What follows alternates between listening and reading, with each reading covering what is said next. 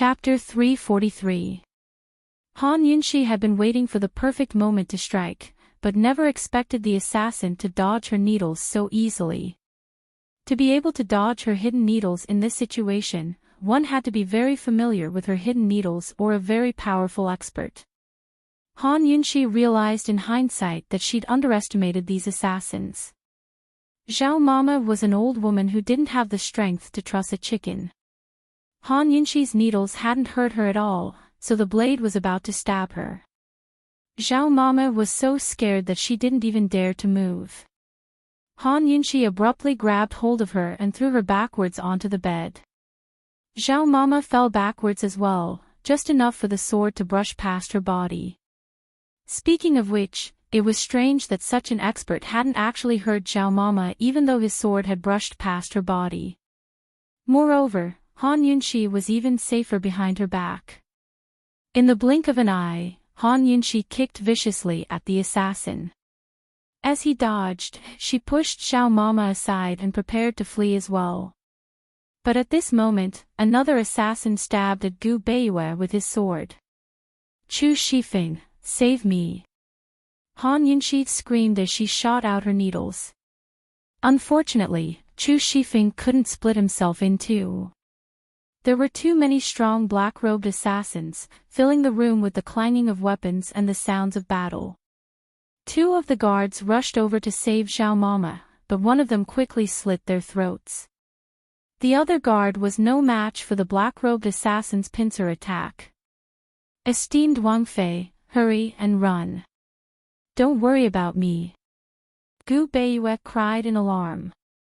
He was lying on the bed, unable to move, but he had been observing the movements of the assassins the entire time. These assassins seemed to have come for esteemed Wang Fei, but they were also coming for him. What were their origins? A complicated look flickered past his eyes. Just what kind of person could cultivate such a large group of experts? They actually dared to barge into the Duke of Qin's estate in broad daylight. What's with all the nonsense? Han Yunxi looked unhappy as she spoke. She shoved Gu Beiyue into the bed and shielded him with her own body. Gu Beiyue's lips quirked up into a helpless smile, but it quickly disappeared. Esteemed Wang Fei, you," Zhao Mama was furious. Although she was afraid, she couldn't let esteemed Wang Fei get hurt no matter what. She crawled to her feet and abruptly pulled Han Yunxi over. As soon as Han Yunxi moved aside, two swords shot towards Gu Beiyue. Their target was obvious, they were aiming for Gu Beiyue. Gu Beiyue furrowed his brows as he faced the two blades. Like anyone who didn't know martial arts, his face was filled with fear and nervousness. Still, he didn't lose his composure and simply clenched his fists. It was like he was facing the fear of death, but also like he was hesitating about something. However, in the end, the hesitation in his eyes disappeared without a trace. He watched helplessly as the blade approached, getting closer and closer. "Imperial Physician Gu!" Han Yunxi shouted. She threw out several hidden needles and hit one of the assassins.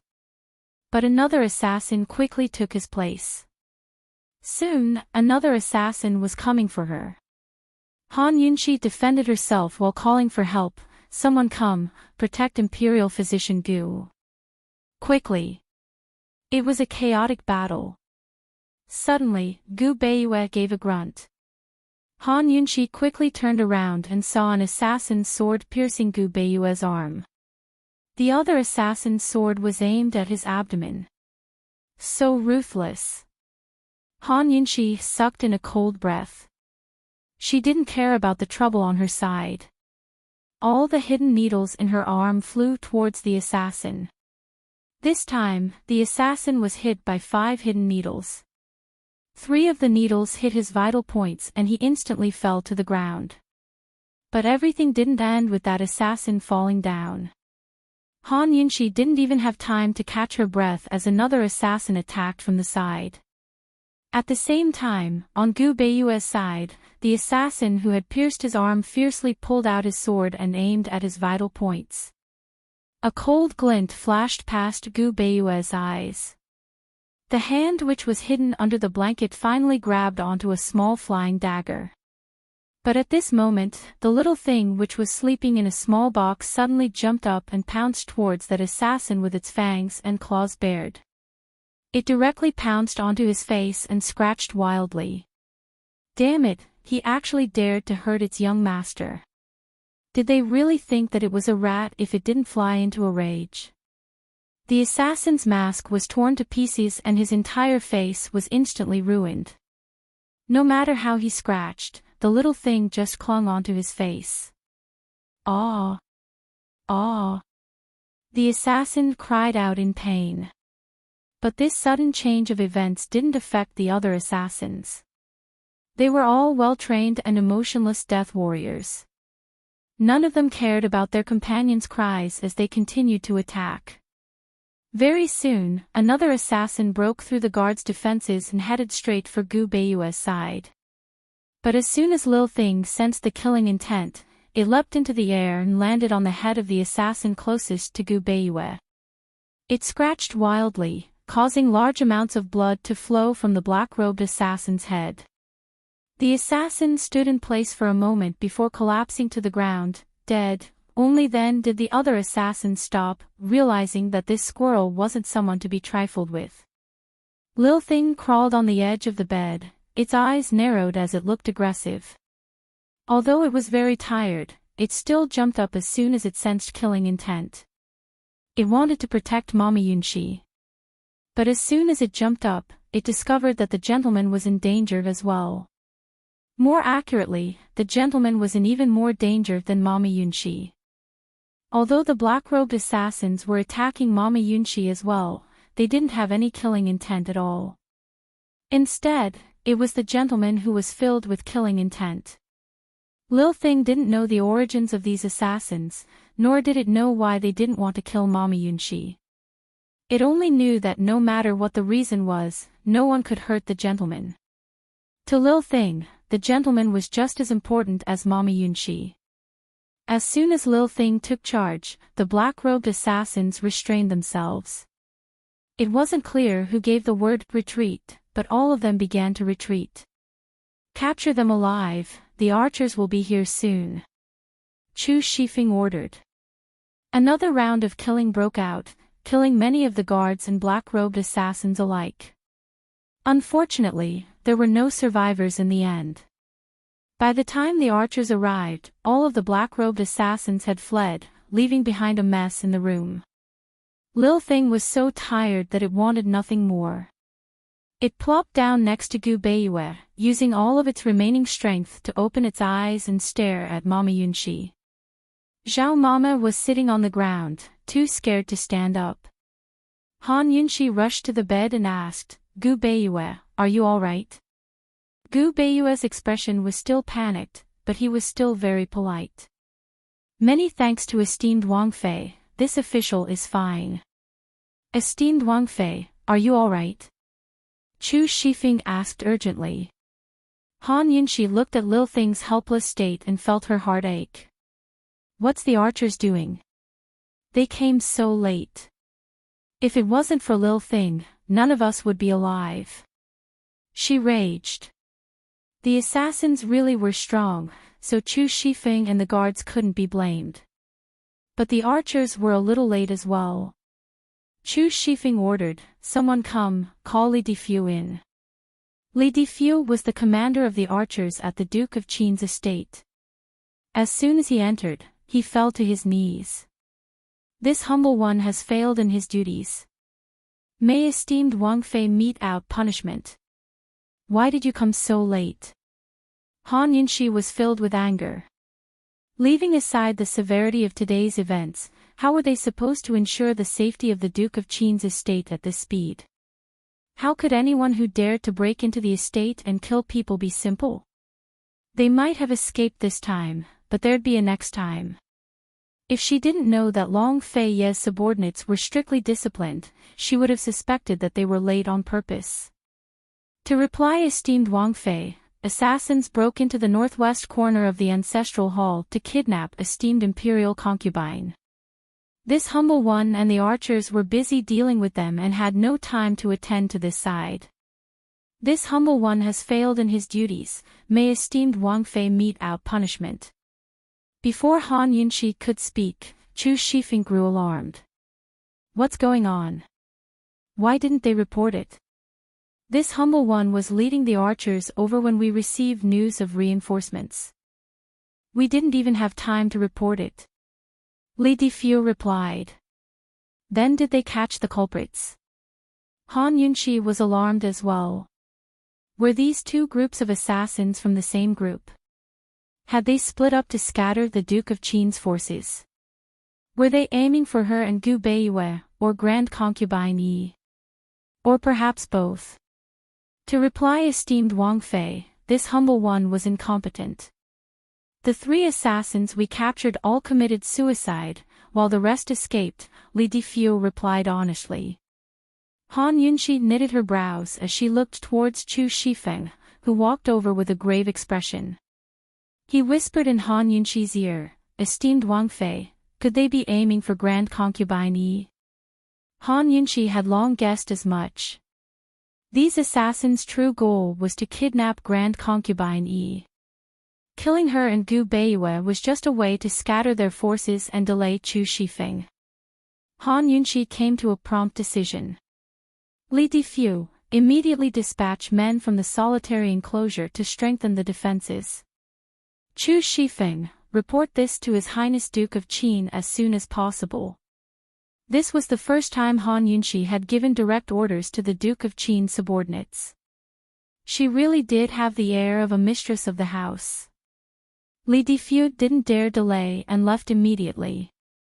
Chu Shifeng's eyes flashed with admiration. This subordinate understands.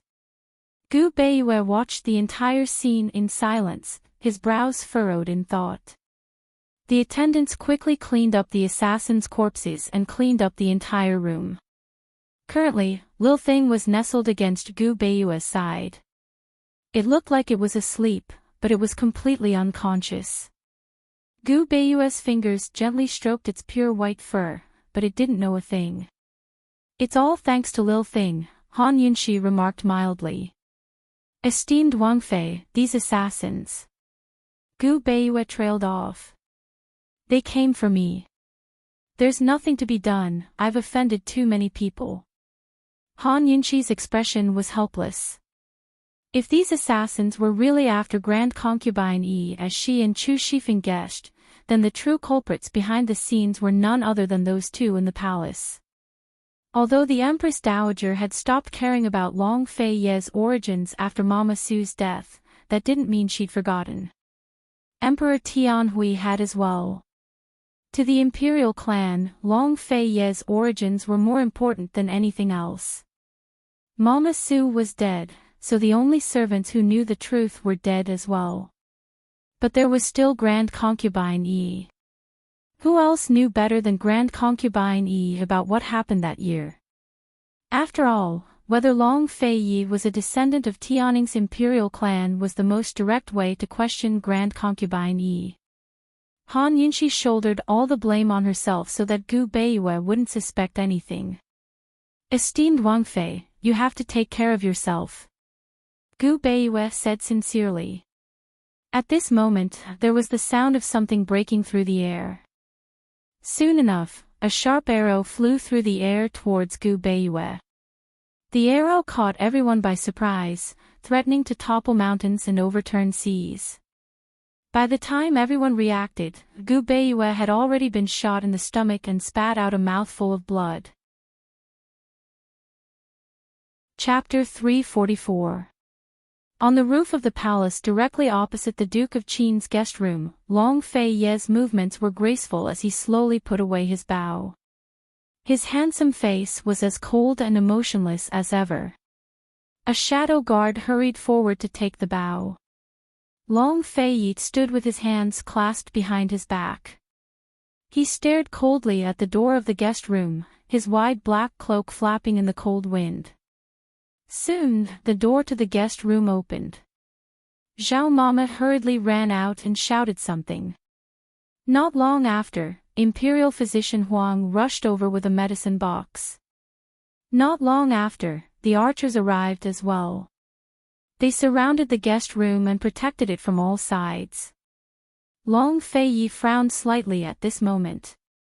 The confusion between his brows was faintly discernible, making it difficult to see through. He continued to watch without batting an eyelid. Not long after, a shadow guard arrived. Reporting, the Tang sect sent a messenger pigeon to report that young Master Tang has already been escorted to the bridal sedan. His mood isn't very good. Long Feiyi was supposed to stay at the Tang sect for a few more days. According to his plan, he was supposed to personally escort Tang Li to the Medicine Ghost Valley with Tang Li to settle accounts with Gu Qi Sha. However, no one had expected him to leave so early. This made Tang Li, who was already so depressed that he was about to go crazy, even more depressed. Today was the day of the wedding. Tang Li was probably on his way to the bridal sedan. This prince has already made arrangements for him. If he still can't escape, then tell him not to come, Long Feiyi said. Yes. The shadow guard respectfully withdrew. Long Feiyi sat down on the roof and stared at the guest room door with interest. This made the shadow guard beside him secretly sigh with emotion. After following the Duke of Qin for so many years, he had never seen him be so patient with another man. Gu Beiyue was the first. At this time, the atmosphere in the guest room was very heavy. No one expected that there would be an arrow after the assassination. In the panic just now, Han Yunxi stopped Gu Beiyue's bleeding first. Now they were waiting for Imperial Physician Huang to pull out the arrow. One had to know that Gu Beiyue had just woken up, and his body was already very weak. However, this arrow had hit him squarely in the abdomen. This was a fatal injury to Gu Beiyue's body. Judging from this depth, Imperial Physician Huang had already sighed several times. According to the length of a normal arrow, this sharp arrow had shot right at Gu Beiyue's dantian. Although the arrow had only penetrated a little, at this location, just a little was enough to take a person's life. He could not estimate how much blood Gu Beiyue would lose if he pulled out the arrow, nor could he estimate how much damage it would cause to his dantian acupoint. At this time, Gu Beiyue still had some consciousness. However, once the arrow was pulled out, would he, in fact, Han Yunxi knew what was going on. When Imperial Physician Huang rushed over, she had already checked everything clearly. She was just like Imperial Physician Huang, unable to imagine what would happen. She really hoped that Gu Beiyue knew martial arts. In that case, things would be much simpler. As long as he used his martial arts, the arrow would be shaken out. How could there be so many ifs in this world? Han Yunxi hoped that she could think of another way, but at this time, her mind was in a mess. She couldn't even think about what was going on with today's assassination. Was this arrow related to the previous assassination attempt? Who was the target of today's assassination attempt? Her mind was full of regret. She regretted getting acquainted with Gu Beiyue. Gu Beiyue had been the head of the Imperial Physician Courtyard for so many years. He'd always played it safe and never offended anyone. But after meeting her, he'd become the target of public criticism. He'd been framed, locked up in the imperial prisons, tortured, and assassinated. With his intelligence and temper, he could have lived a peaceful life in Tianning's capital city.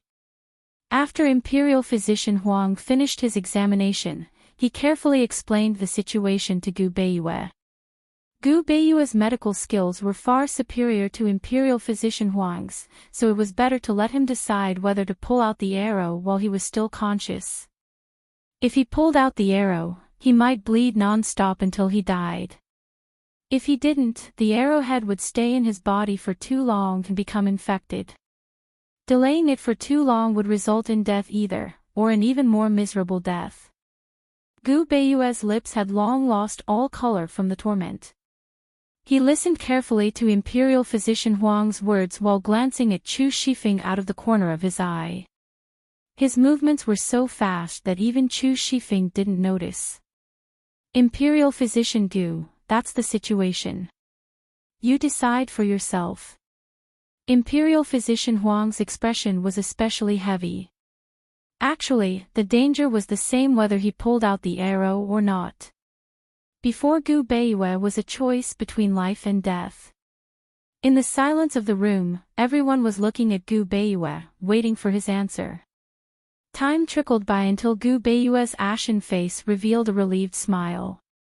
Esteemed Wang Fei, this official's life was saved by you. Please make a decision for this official. Han Yunxi immediately turned her head away, her eyebrows furrowed. Gu Beiyue was handing his life over to her. Esteemed Wang Fei, don't be afraid. This official believes in you. If Han Yunxi had turned around, she would have seen Gu Beiyue's warm smile like an April spring breeze.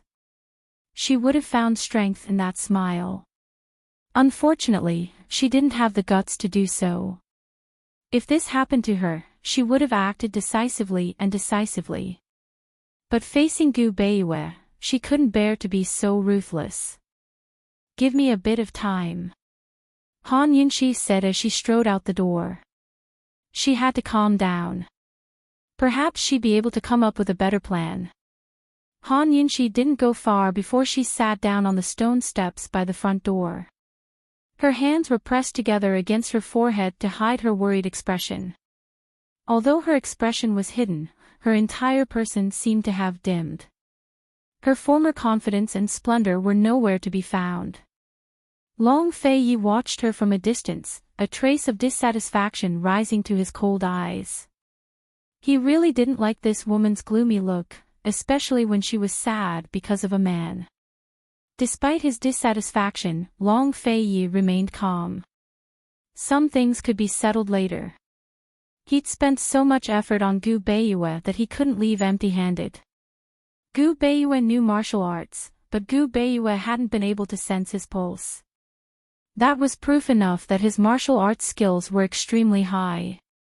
Moreover, he'd been able to keep his cool during the two dangerous situations he'd faced so far. He hadn't even tried to save Han Yunxi or himself. That was enough to prove how deep Gu Beiyue's heart was. If they hadn't bumped into each other that time, perhaps Long Fei Yi would have let Gu Beiyue go this time. But that was because he'd confirmed that Gu Beiyue knew martial arts. Long Fei Yi wouldn't show any mercy. He wouldn't allow such a person of unknown origins to be hiding in Tianning's capital city, much less allow such a person to exist by Han Yunxi's side. The arrow had entered his dantian by a fraction.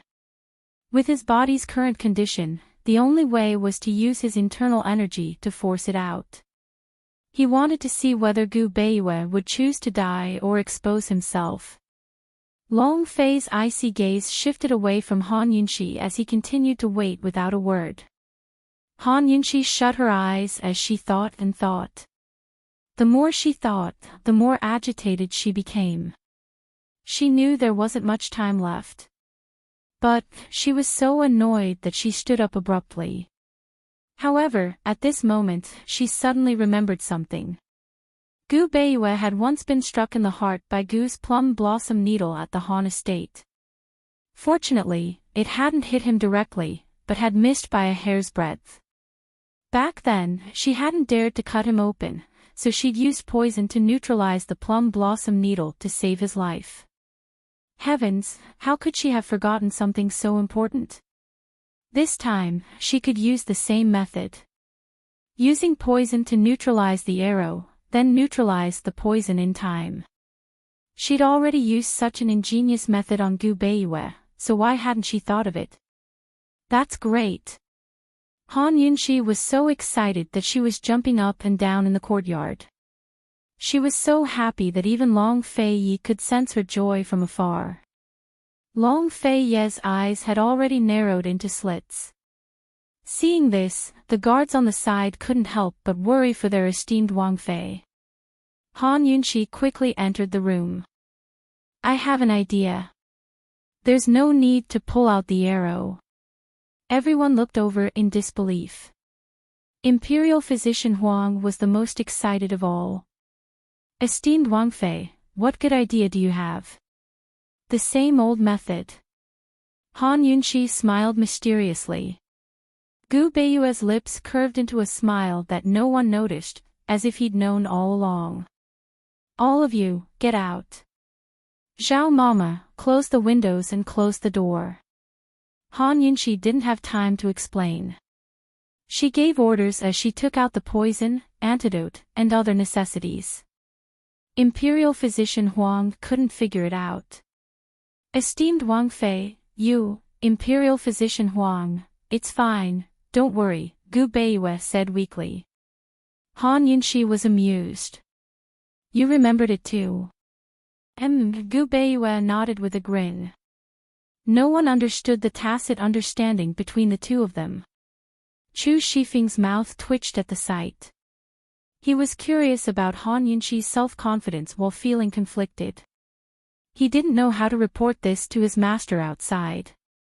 One had to know that for this test, Master had spent a lot of effort. Not to mention how many death warriors and shadow guards had been sacrificed in order to make this matter real. Even that long-distance and incomparably accurate arrow had consumed a lot of internal energy. Chu Shifeng waited by the door, silently praying to the gods in his heart, please let that woman who combines wisdom and stupidity fail. Would Han Yunxi fail? No one knew yet. Long Fei Yi had risen to his feet at some point. He saw that the doors and windows of the guest room were shut tight and that a group of people were waiting by the door. In other words, Han Yunxi and Gu Beiyue were alone in the same room. After all, Gu Beiyue's injury was in his dantian region, which was 3 inches below his navel. How was that woman planning to save Gu Beiyue? Long Fei Ye's cool-headedness wouldn't lose to Gu Beiyue's, but under these circumstances, it was very, very dangerous. Suddenly, Zhao Mama cried out from the doorway. Not good. Everyone jumped in fright. Imperial Physician Huang asked urgently, Zhao Mama, what's wrong? Zhao Mama finally remembered where the arrow had struck. Everyone had been too flustered just then. Moreover, esteemed Wang Fei had only sprinkled medicine around the arrowhead to stop Imperial Physician Gu's bleeding. No one had noticed anything amiss. But as soon as the doors and windows were shut, Zhao Mama realized that something bad had happened. Chapter 345. This was bad. Aside from Imperial Physician Gu and esteemed Wang Fei herself, no one knew how esteemed Wang Fei was going to deal with the arrow. However, everyone knew that the wound was 3 inches below the navel. No matter what method was used, the next step after stopping the bleeding was to take off his pants. Important things had to be said 3 times. This kind of thing absolutely could not happen. Especially in the Duke of Qin's residence. Zhao Mama was so anxious that she couldn't care less. She hurriedly pushed open the door, but who knew that a sudden gust of wind would push the door open before she could. Before anyone could react, Long Fei Yi had already entered the room, leaving everyone with a murderous look. The terrified Zhao Mama instantly let out a sigh of relief. However, she quickly sucked in a cold breath. That's not right. Wasn't this His Highness Duke of Qin? He actually came back. What a coincidence. Something was wrong. Zhao Mama and the other people around her were all stunned. No one had expected that this mysterious and cold-faced prince would appear at this time. Separated by a large screen, Han Yunxi couldn't see who had come in. At this time, she was seriously weighing the amount of poison, preparing to use it. During the treatment process, the most annoying thing was to be disturbed, especially this time. Gu Beiyue wasn't poisoned, so the detoxification system couldn't give an accurate analysis. Han Yunxi had to estimate the amount of poison based on the length of the arrow. This was definitely a complicated process that required meticulous care. No one could disturb her. As soon as the door was pushed open, Han Yunxi was distracted. Several numbers were mixed together. Depressing. She didn't care who had come in. She angrily shouted, "Get out!" Long Fei Ye's footsteps came to an abrupt halt. Without exception, everyone outside the door was dumbfounded and scared silly. So there was actually someone who dared to talk to His Highness Duke of Qin like this. No, not talk, but roar. Wasn't this mistress a bit too manly? Inside the room, it was completely silent. Separated by the screen, Han Yunxi could only see that the door was still open. She furrowed her brows and was very angry. She could treat him in an environment where there were disturbances, but that was because she had no other choice. She had always relied on the detoxification system to calculate and rarely did her own calculations. Today's situation was very special. Who is it? Get out, you hear me? She shouted again. This king. Finally, Long Fei Yi opened his mouth.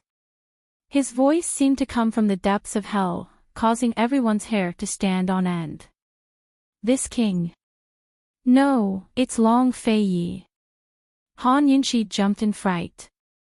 Her hands went limp, and the poison slid to the ground. With a plop sound, it broke into pieces. Long Fei Yi slowly walked around the screen and walked out. His already cold face was covered with a layer of frost.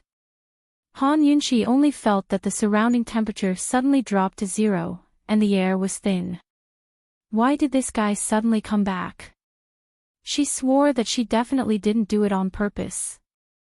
If she knew that it was him, she wouldn't have dared to shout like that even if she was beaten to death. Long Fei Yi glanced at Han Yunxi with an expressionless face. He looked up and down, from the shattered poison on the ground to Han Yunxi's hands, then to Gu Beiyue's face, body, and wounds. Gu Beiyue lay on the bed, his face pale. His eyes were slightly open, and his consciousness was drifting. Facing Long Fei Ye's domineering gaze, he was a bit anxious and struggled to open his eyes. Duke of Qin. Your Highness Duke of Qin, forgive this humble subject for not being able to. He should have gotten off the bed to pay his respects, but he was too weak to even explain. Long Fei Yi clearly knew what he wanted to say, but he let him speak with difficulty and ignored him. Long Fei Yi ignored him, but Gu Beiyue couldn't stop. He was a subject, and he was a king. The hierarchy was there. Your Highness Duke of Qin, please forgive. Gu Beiyue could only continue weakly. After Long Fei Yi examined them one by one, his gaze returned to Han Yunxi's face. Han Yunxi couldn't help but shiver. Your Highness, Long Fei Yi looked meaningfully at the tightly shut doors and windows before sitting down. Aren't you in a hurry to save someone? Why aren't you continuing? She was most afraid that he wouldn't speak, because the consequences of him attacking without saying a word had been quite frightening. Now that he spoke, even her breathing became much smoother. This concubine didn't know that your Highness had returned. Imperial Physician Gu is injured and can't salute. Han Yunxi took the opportunity to explain on behalf of Gu Beiyue. Gu Beiyue nodded with a smile at Long Fei Yi. Long Fei Yi didn't even look at him, but he was still very calm. Saving someone is more important. Continue. Saving someone was indeed more important. Seeing that Long Fei Yi didn't seem to be unhappy, Han Yunxi reined in her thoughts and recalculated the dosage. Long Fei Yi didn't say a word until Han Yunxi finished preparing the antidote. Then he spoke again. What are you doing? Poisoning, then detoxifying. Use the poison to dissolve the arrowhead in Imperial Physician Gu's dantian. As Han Yunxi spoke, she was afraid that Long Fei Yi didn't understand, so she hurriedly explained, this method doesn't require drawing the sword.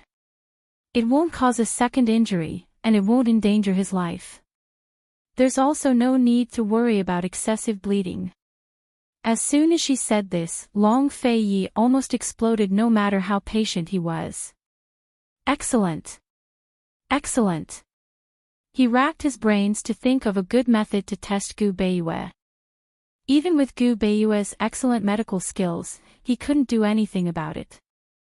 Han Yunxi actually solved it just like that. It's indeed a good method. Long Fei Yi was still very calm. At the side, Gu Beiyue couldn't help but smile. It was especially beautiful. It wasn't that Han Yunxi was insensitive, but that Long Fei Yi really didn't show his emotions. He asked coldly again, then how do we poison him?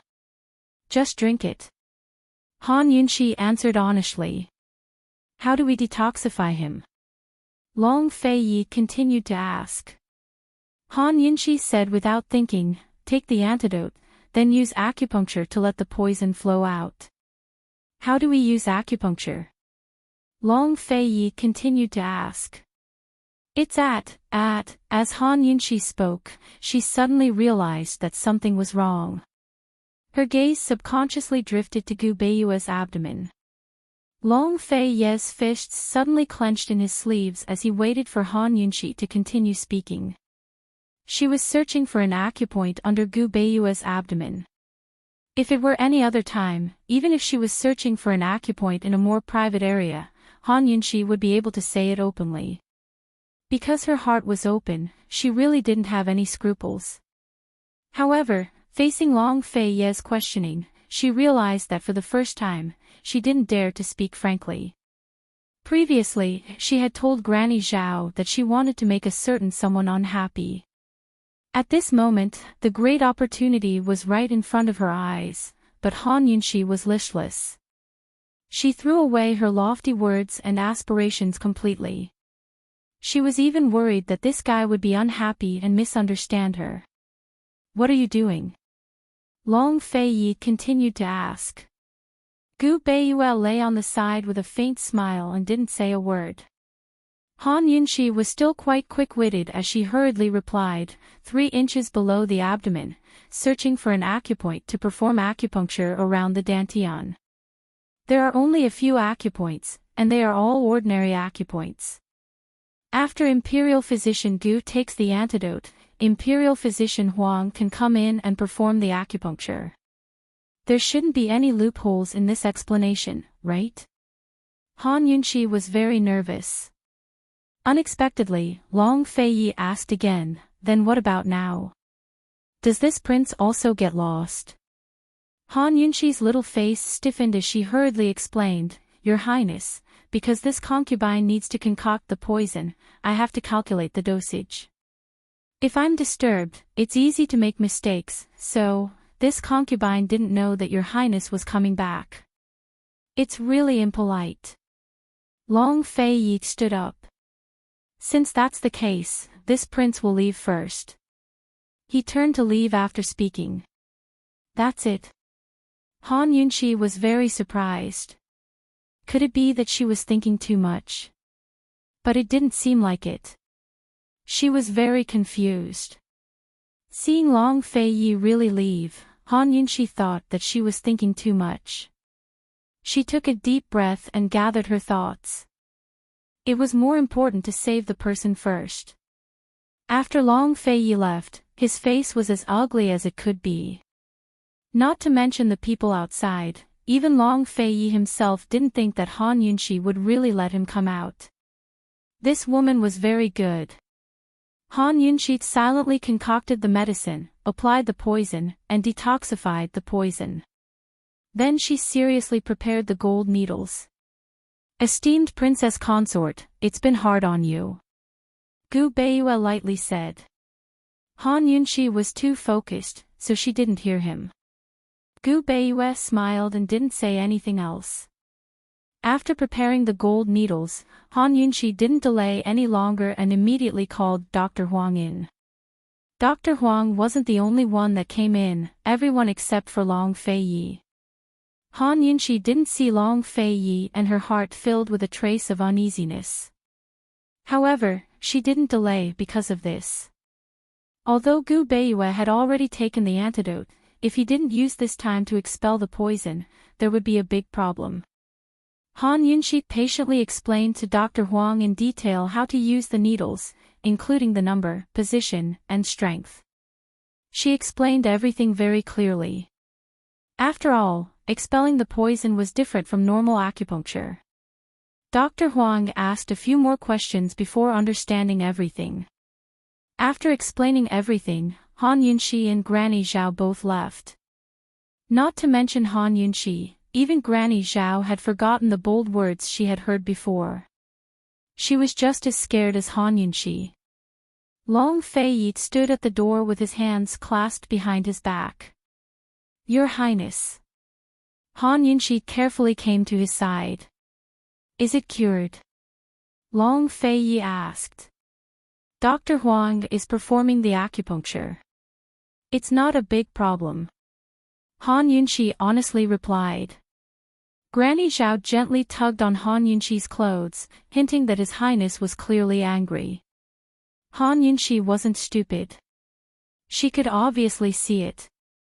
She felt that she should explain something, but when she opened her mouth, she didn't know what to say. She didn't do anything. She did everything to save a life. Although she didn't notice the location of the wound, even if Long Fei didn't come, she would have noticed the problem in the end. She wouldn't have personally performed the acupuncture. She had already been warned by him several times. She understood her own status and the women's way he spoke of. Moreover, even if she wanted to perform the acupuncture, Gu Beiyue wouldn't let her. After a moment of silence, Long Fei spoke first, "Come with this prince." He was about to leave after speaking, but Han Yunxi didn't move. "Your Highness, Dr. Huang is still performing the acupuncture. This concubine can't leave for the time being." Although there was no problem, with Dr. Huang's acupuncture skills, there was no need to worry. However, to be cautious, Han Yunxi still had to stay to prevent any accidents from happening. This was the most basic quality of a doctor. The patient hadn't recovered yet, so they couldn't be careless. Long Fei didn't turn around and coldly said, "Then you don't need to come over." Chapter 346. He said she didn't need to go. Looking at Long Fei's receding figure without looking back, Han Yunxi suddenly felt like she'd been abandoned. Her heart felt stifled and uncomfortable for no reason. Long Fei had asked her so many questions in the room, so she knew he minded and was angry. She knew that the consequences would be severe if she didn't go with him now, but she didn't. On one side was Gu Beiyue's life, while on the other was Long Fei's feelings. No matter what, life was more important than feelings. She wasn't so emotional as to ignore Gu Beiyue's life. Long Fei's figure had already vanished from sight, but Han Yunxi was still staring at him. Nobody knew that she was the one who suffered the most after making such a choice. Zhao Mama was stunned for a long time before she recovered her wits and grabbed Han Yunxi by the hem of her robes. "Esteemed Wang Fei, His Highness isn't happy. His Highness is very unhappy." Zhao Mama finally remembered esteemed Wang Fei's words. Didn't she want His Highness to be unhappy? She even said she'd keep Gu Beiyue here until he recovered. If His Highness was unhappy, esteemed Wang Fei should be happy. Zhao Mama suddenly grew excited. "Esteemed Wang Fei, His Highness really isn't happy." But Han Yunxi was so depressed that she didn't hear what Zhao Mama was saying. At this moment, Chu Shifeng ran out of the room and asked, "Esteemed Wang Fei, can your method really save us from having to pull out the arrow?" Han Yunxi recovered her wits and asked urgently, "What's the situation?" Inside the room, Imperial Physician Huang had already started using needles. The arrow had already snapped, and Chu Shifeng could see black blood flowing out. "Esteemed Wang Fei, answer my question first," Chu Shifeng said urgently. "Did the needles not go smoothly?" Han Yunshi was worried about the situation inside the room. After all, she'd run into a few accidents in her career as a detoxifier, all of which had happened while she was using needles. Everything's going smoothly. He's bleeding black blood. Chu Shifeng's tone was filled with irritation.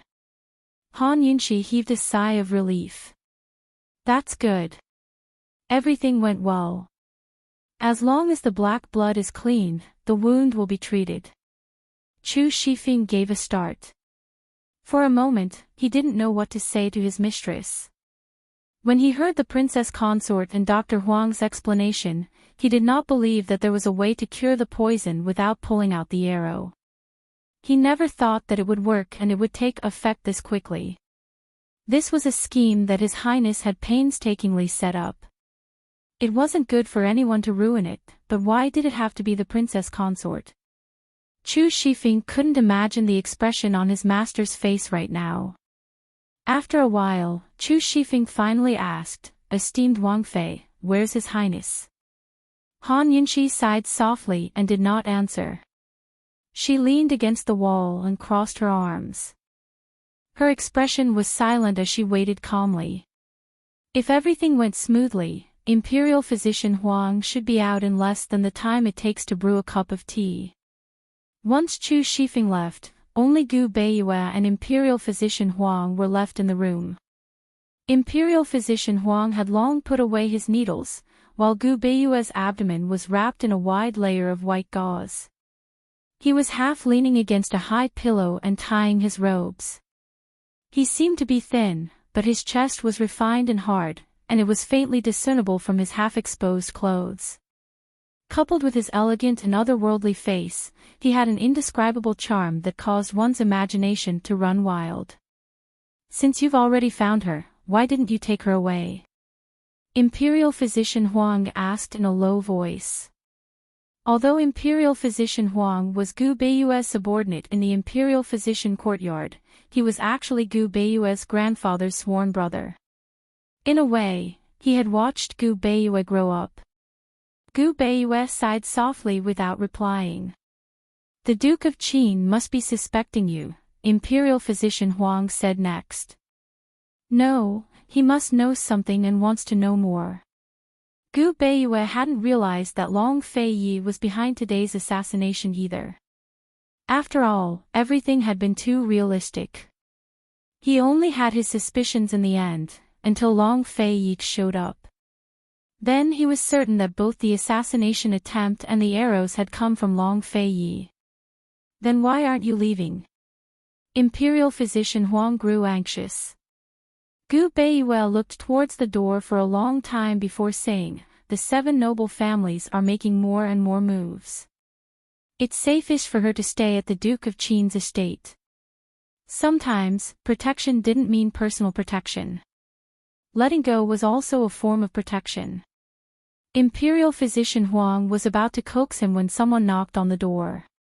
"Imperial Physician Huang, are you done yet?" It was none other than Han Yunshi herself. It had been about the time it took to brew a cup of tea, so she should be done by now. All right, esteemed Wang Fei, come in." Everything went smoothly. Imperial Physician Huang hurriedly shouted. Everyone thought that Han Yunshi would push open the door and come in, but who knew that she would say, "It's good that everything went smoothly. I'll have to trouble Imperial Physician Huang to change the medicine again in 4 hours." After she finished speaking, she quickly turned around and ran in the direction that Long Fei Yi had disappeared. Old Man thought that she had already left. Imperial Physician Huang didn't expect that even after Long Fei Yi had left, Han Yunshi would still be standing guard outside the door. "I thought."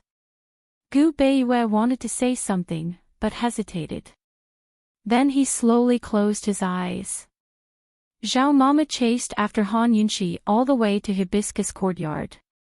It was unknown what she suddenly realized, but she tiptoed and her figure quickly disappeared into the flowers. At this time, Han Yunshi was at the door of Long Fei Yi's sleeping quarters. She had asked the hidden guards, and they confirmed that Long Fei Yi was inside. She knocked on the door, but unfortunately, there was no response. "Your Highness! Your Highness!" She shouted a few times, but there was no response. She tried to push the door, but it was locked and she couldn't open it. "Your Highness, I didn't do anything," she was about to explain, but who knew that Zhao Mama would suddenly pop out from the bushes and wave at her. Han Yunqi suspiciously walked over. "What is it?" "His Highness is unhappy, unhappy." Zhao Mama emphasized again. Han Yunqi was too lazy to pay attention to her. She wasn't an idiot. She had already seen that he was unhappy. Just as she was about to leave, Zhao Mama anxiously pulled her back. She lowered her voice and imitated Han Yunqi's tone that night. She emphasized again, "Esteemed Wang Fei, His Highness, unhappy, unhappy." Han Yunqi gave a start before her eyes widened. She finally realized what was going on. That's right, didn't she already want to make this guy unhappy? She hadn't done anything yet, but this guy was already unhappy. "So, esteemed Wang Fei, this old servant already said that His Highness has you in his heart. Look, he's overflowing with vinegar." Zhao Mama was especially happy. Han Yunqi was overjoyed. She pursed her lips to prevent herself from smiling, but her heart was already overjoyed. "Esteemed Wang Fei, why don't you make His Highness Duke of Qin even more unhappy?" Zhao Mama secretly instigated. With her master's temper, she had to fan the flames a bit more. "As long as you have the heart, everything will be fine." Han Yunqi's eyes curved into two crescent moons from smiling. She returned to the main entrance and knocked again. "Your Highness, are you not in?" "If there's nothing important, I'll be going back. Imperial Physician Gu's condition isn't very stable yet." There was still no response. This time, Han Yunqi didn't wait any longer. She turned and left. But just as she walked into the corridor, she saw Long Fei standing in front of her with his back to her. Actually, even Zhao Mama didn't know how nervous she was at this moment. She was afraid that Long Fei still wouldn't appear. Fortunately, he came. Han Yunqi deliberately played dumb. "Your Highness, why did you ask this concubine to come over?" She couldn't see Long Fei's expression. She could only hear his cold and emotionless voice. "Didn't I say that you didn't need to come over?" "Oh." Han Yunqi walked to his side and said, "Then, it shouldn't be anything important, right?" The entire corridor was silent. Long Fei didn't speak for a long time.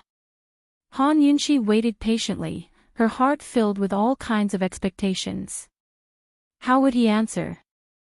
But who knew that after waiting for a while, Long Fei only softly replied, "Amen." He actually turned around and walked away with his back to her. This time, Han Yunqi couldn't even see his back. Her heart skipped a beat. She was clearly putting on an act to make him unhappy, but when he took it seriously, her heart actually hurt. "Long Fei, did Zhao Mama and I both see wrongly? You're not unhappy, but just cold and detached." Han Yunqi's heart ached, but she wasn't afraid. Since she chose to be brave, then she must be brave to the end. Her lips curved into a fearless smile. She elegantly turned around and shouted, "Your Highness, if there's nothing important, this concubine will go to the guest room. Imperial Physician Gu's injuries are serious. This concubine has already applied for sick leave on his behalf. I plan to keep him here until he recovers." Actually, if today's assassination hadn't happened, Han Yunqi would have waited for Gu Beiyue to wake up and rest for a day before sending him back to the Gu estate. She had always been straightforward and didn't like to drag things out. She also didn't like ambiguous relationships. Gu Beiyue had always been respectful to her and had never been rude. She saved Gu Beiyue completely out of friendship. Gu Beiyue had helped her a lot, and it was also because of her that the Empress Dowager had made things difficult for him. It was reasonable for her to keep Gu Beiyue here to recuperate. If Xiao Mama hadn't reminded her, she wouldn't have thought about the propriety of men and women touching. Finally, Long Feiyi stopped walking. Coldly, he said, Han Yunxi, it's not up to you to decide whether or not to keep people in the estate. Didn't your highness say that this concubine will be responsible for all matters in the estate? Han Yunxi retorted. Long Feiyi turned around. His face was as cold as ice without a trace of emotion. From now on, there's no need. Oh. Han Yunxi didn't say anything else. In front of Long Feiyi, she turned around and left. That's right, she didn't even look back as she left, leaving Long Feiyi standing alone in the hallway. He didn't move for a long time. Xiao Mama, who was hiding on the side, felt her heart jump out of her chest. These two masters, one was more stubborn than the other. She almost suspected that the princess consort wasn't acting, but rather, she wasn't happy.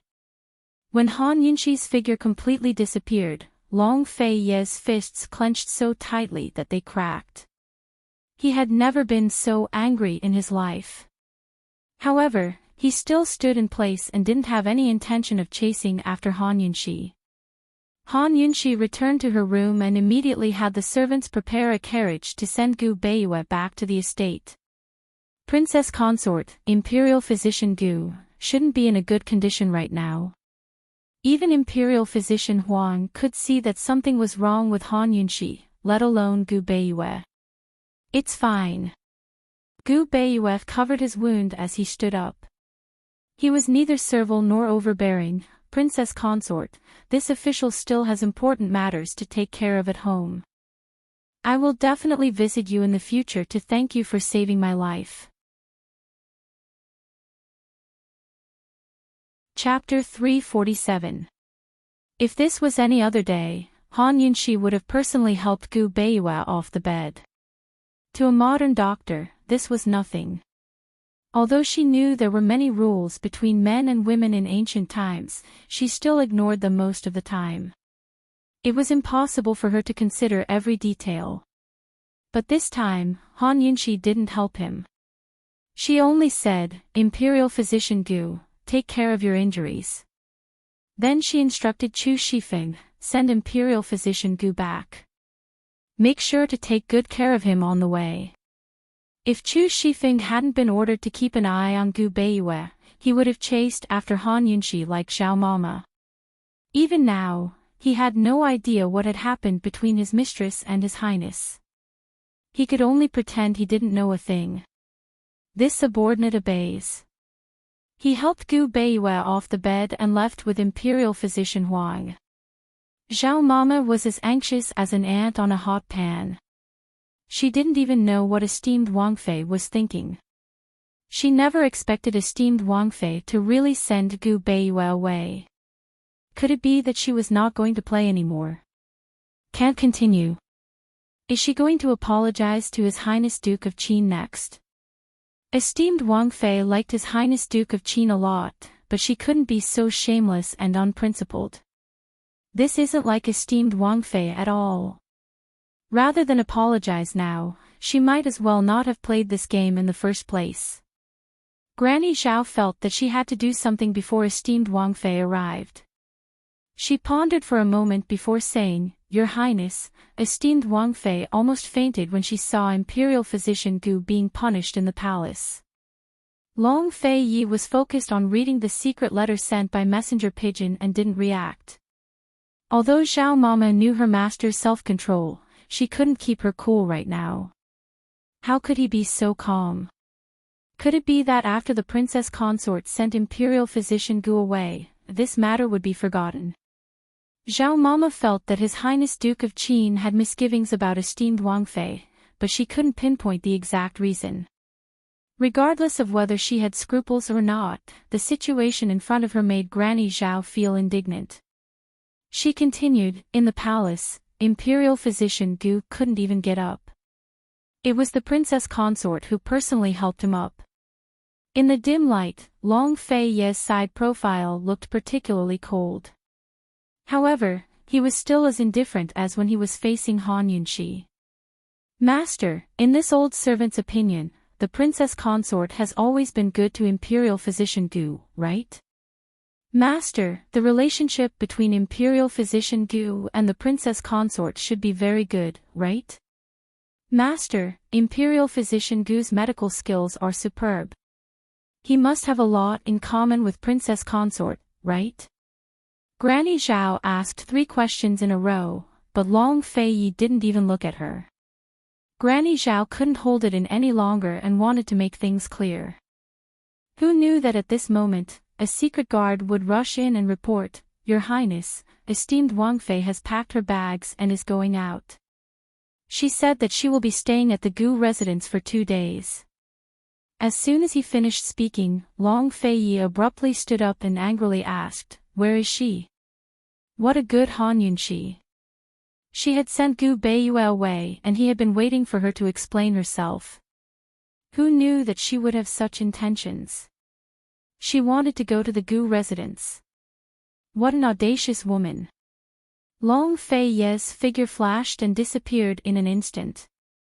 Granny Zhao took a long time to react and sucked in a cold breath. She finally understood what esteemed Wang Fei meant. She really dared. Only she could make His Highness Duke of Qin, who was as calm as ice, lose his mind and explode. At this moment, Han Yunxi had already packed her bags and was about to leave the leisurely cloud pavilion. Suddenly, a strong gust of wind hit her in the face. Han Yunxi subconsciously retreated, only to see Long Fei's tall and proud figure appear in front of her. His powerful aura suddenly overwhelmed her, making it difficult for her to breathe. "Where are you going?" he personally asked. "The Gu estate." She really dared to answer without hesitation. She even added, "Imperial Physician Gu's injuries haven't healed yet, so I'm going to take care of him for a few days." Long Fei's face darkened and his fists clenched so tightly that they cracked. Monstrous anger roiled in his heart. "What did you say?" Han Yunxi really did have guts. She actually repeated herself. "Imperial Physician Gu's injuries haven't healed yet, so I'm going to take care of him for a few days." As soon as she finished speaking, Long Fei suddenly threw a punch. It brushed past Han Yunxi's head and the wind from his punch was so fierce that Han Yunxi's cheeks burned. The dignified Qin Wang Fei is going to take care of an imperial physician. Han Yunxi, do you even put this prince in your eyes? Long Fei finally questioned her. A trace of craftiness flitted through Han Yunxi's eyes. She lowered her head and didn't speak. Long Fei lifted her chin and forced her to look him in the eye. "Answer your lordship's question. Imperial Physician Gu's injuries really are serious. I'm worried that..." Before Han Yunxi could finish speaking, Long Fei suddenly tightened his grip on her chin, preventing her from continuing. Long Fei stared intently at Han Yunxi. Although he didn't speak, his normally calm breathing became especially rapid. His chest was filled with anger that was about to explode. Han Yunxi's chin hurt from being pinched. Faced with Long Fei's stare, she chose to close her eyes and ignore him. It was this action that completely infuriated Long Fei. This time, he didn't force a kiss on her and didn't remain silent. Instead, he angrily asked, "Han Yunxi, you like Gu Beiyue?" Han Yunxi immediately opened her eyes and angrily looked into Long Fei's eyes. What, did this prince say something wrong? The angry Long Fei didn't realize how irrational he was acting at this moment. Even when Han Yunxi left last time, he hadn't lost control like this. The two of them angrily stared at each other. Long Fei thought that Han Yunxi would try her best to deny it, but who would have thought that the angry Han Yunxi would suddenly reveal an inexplicable smile. Her smiling eyes were as bright as the stars in the sky. This woman. What did she mean by this? Long Fei reflexively let go. Han Yunxi couldn't help laughing loudly. She was so happy that she couldn't speak. She had won the bet, she had won the gamble. This man minded, and he minded it a lot. He minded it so much that he wanted to go crazy. Ha! Han Yunxi covered her mouth, but she still couldn't control her joy. She looked at Long Fei Yi and wanted to laugh. Long Fei Yi frowned and said angrily, "What are you laughing at?" Han Yunxi looked up at him, smiling like a flower. She was so happy that even her voice sounded especially pleasant. She said, "Your Highness, you're jealous, aren't you?" When she said this, Long Fei Yi was stunned. His overflowing anger froze on his face.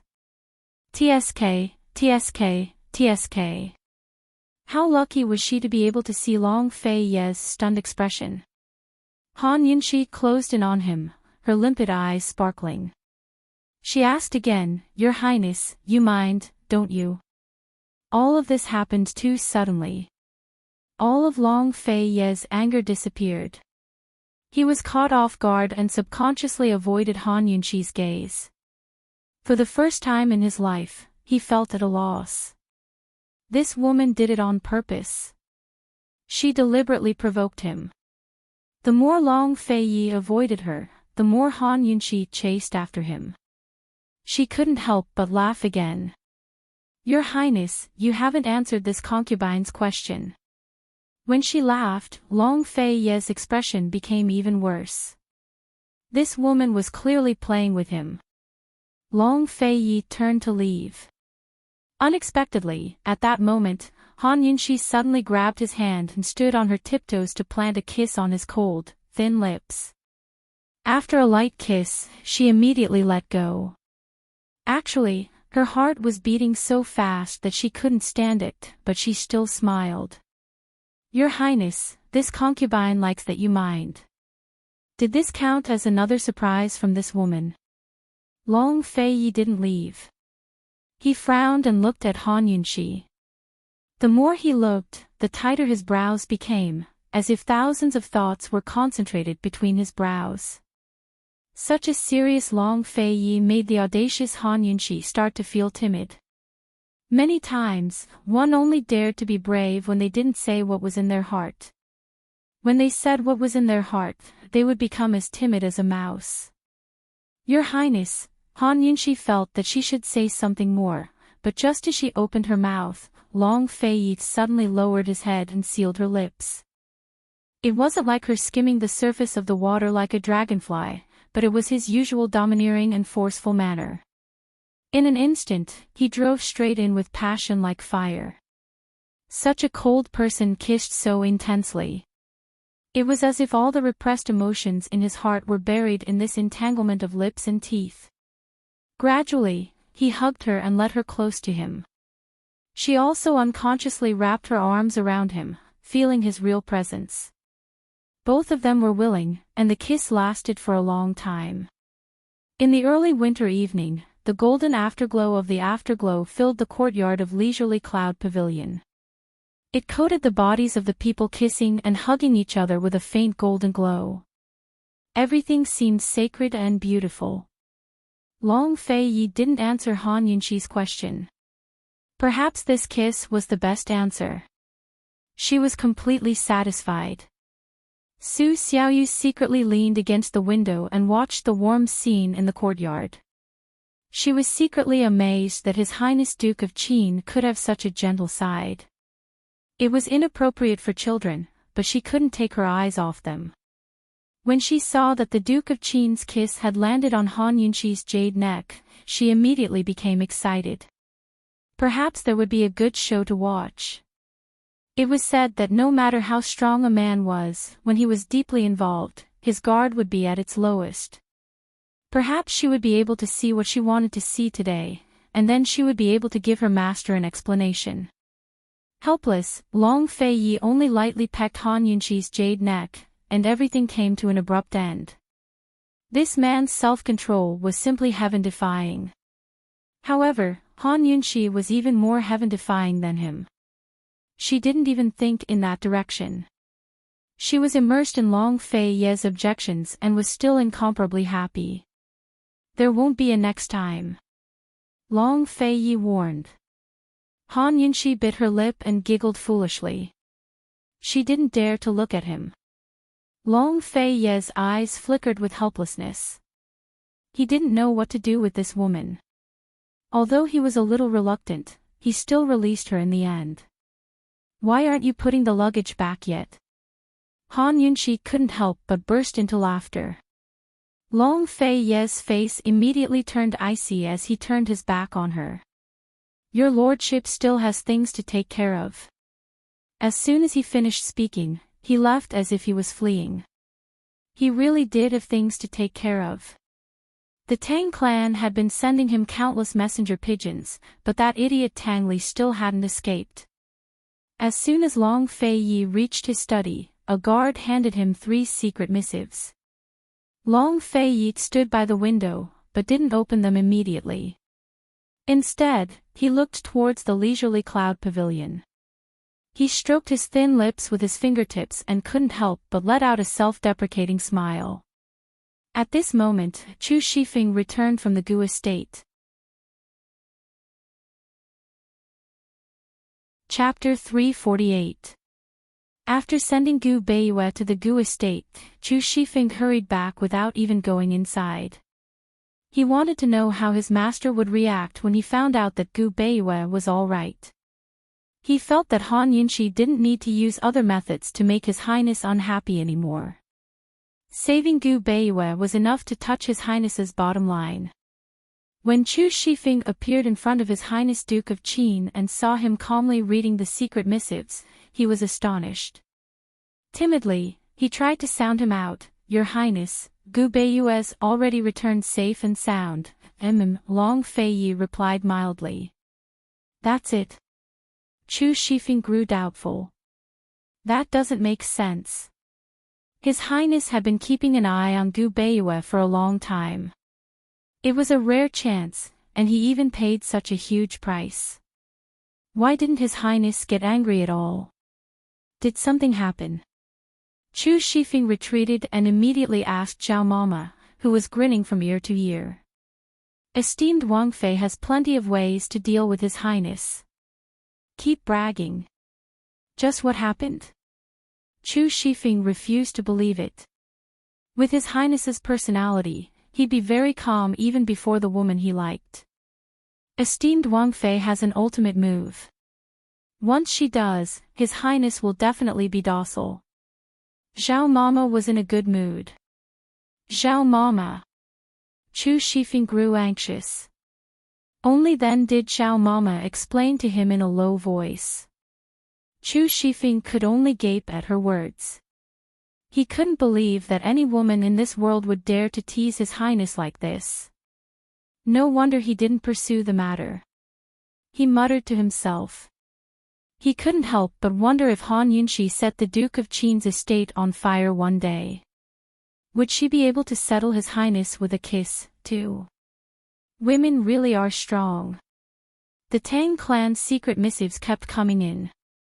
Long Fei Yi wouldn't make it even if he rushed over now, so he could only leave Tang Li to fend for himself.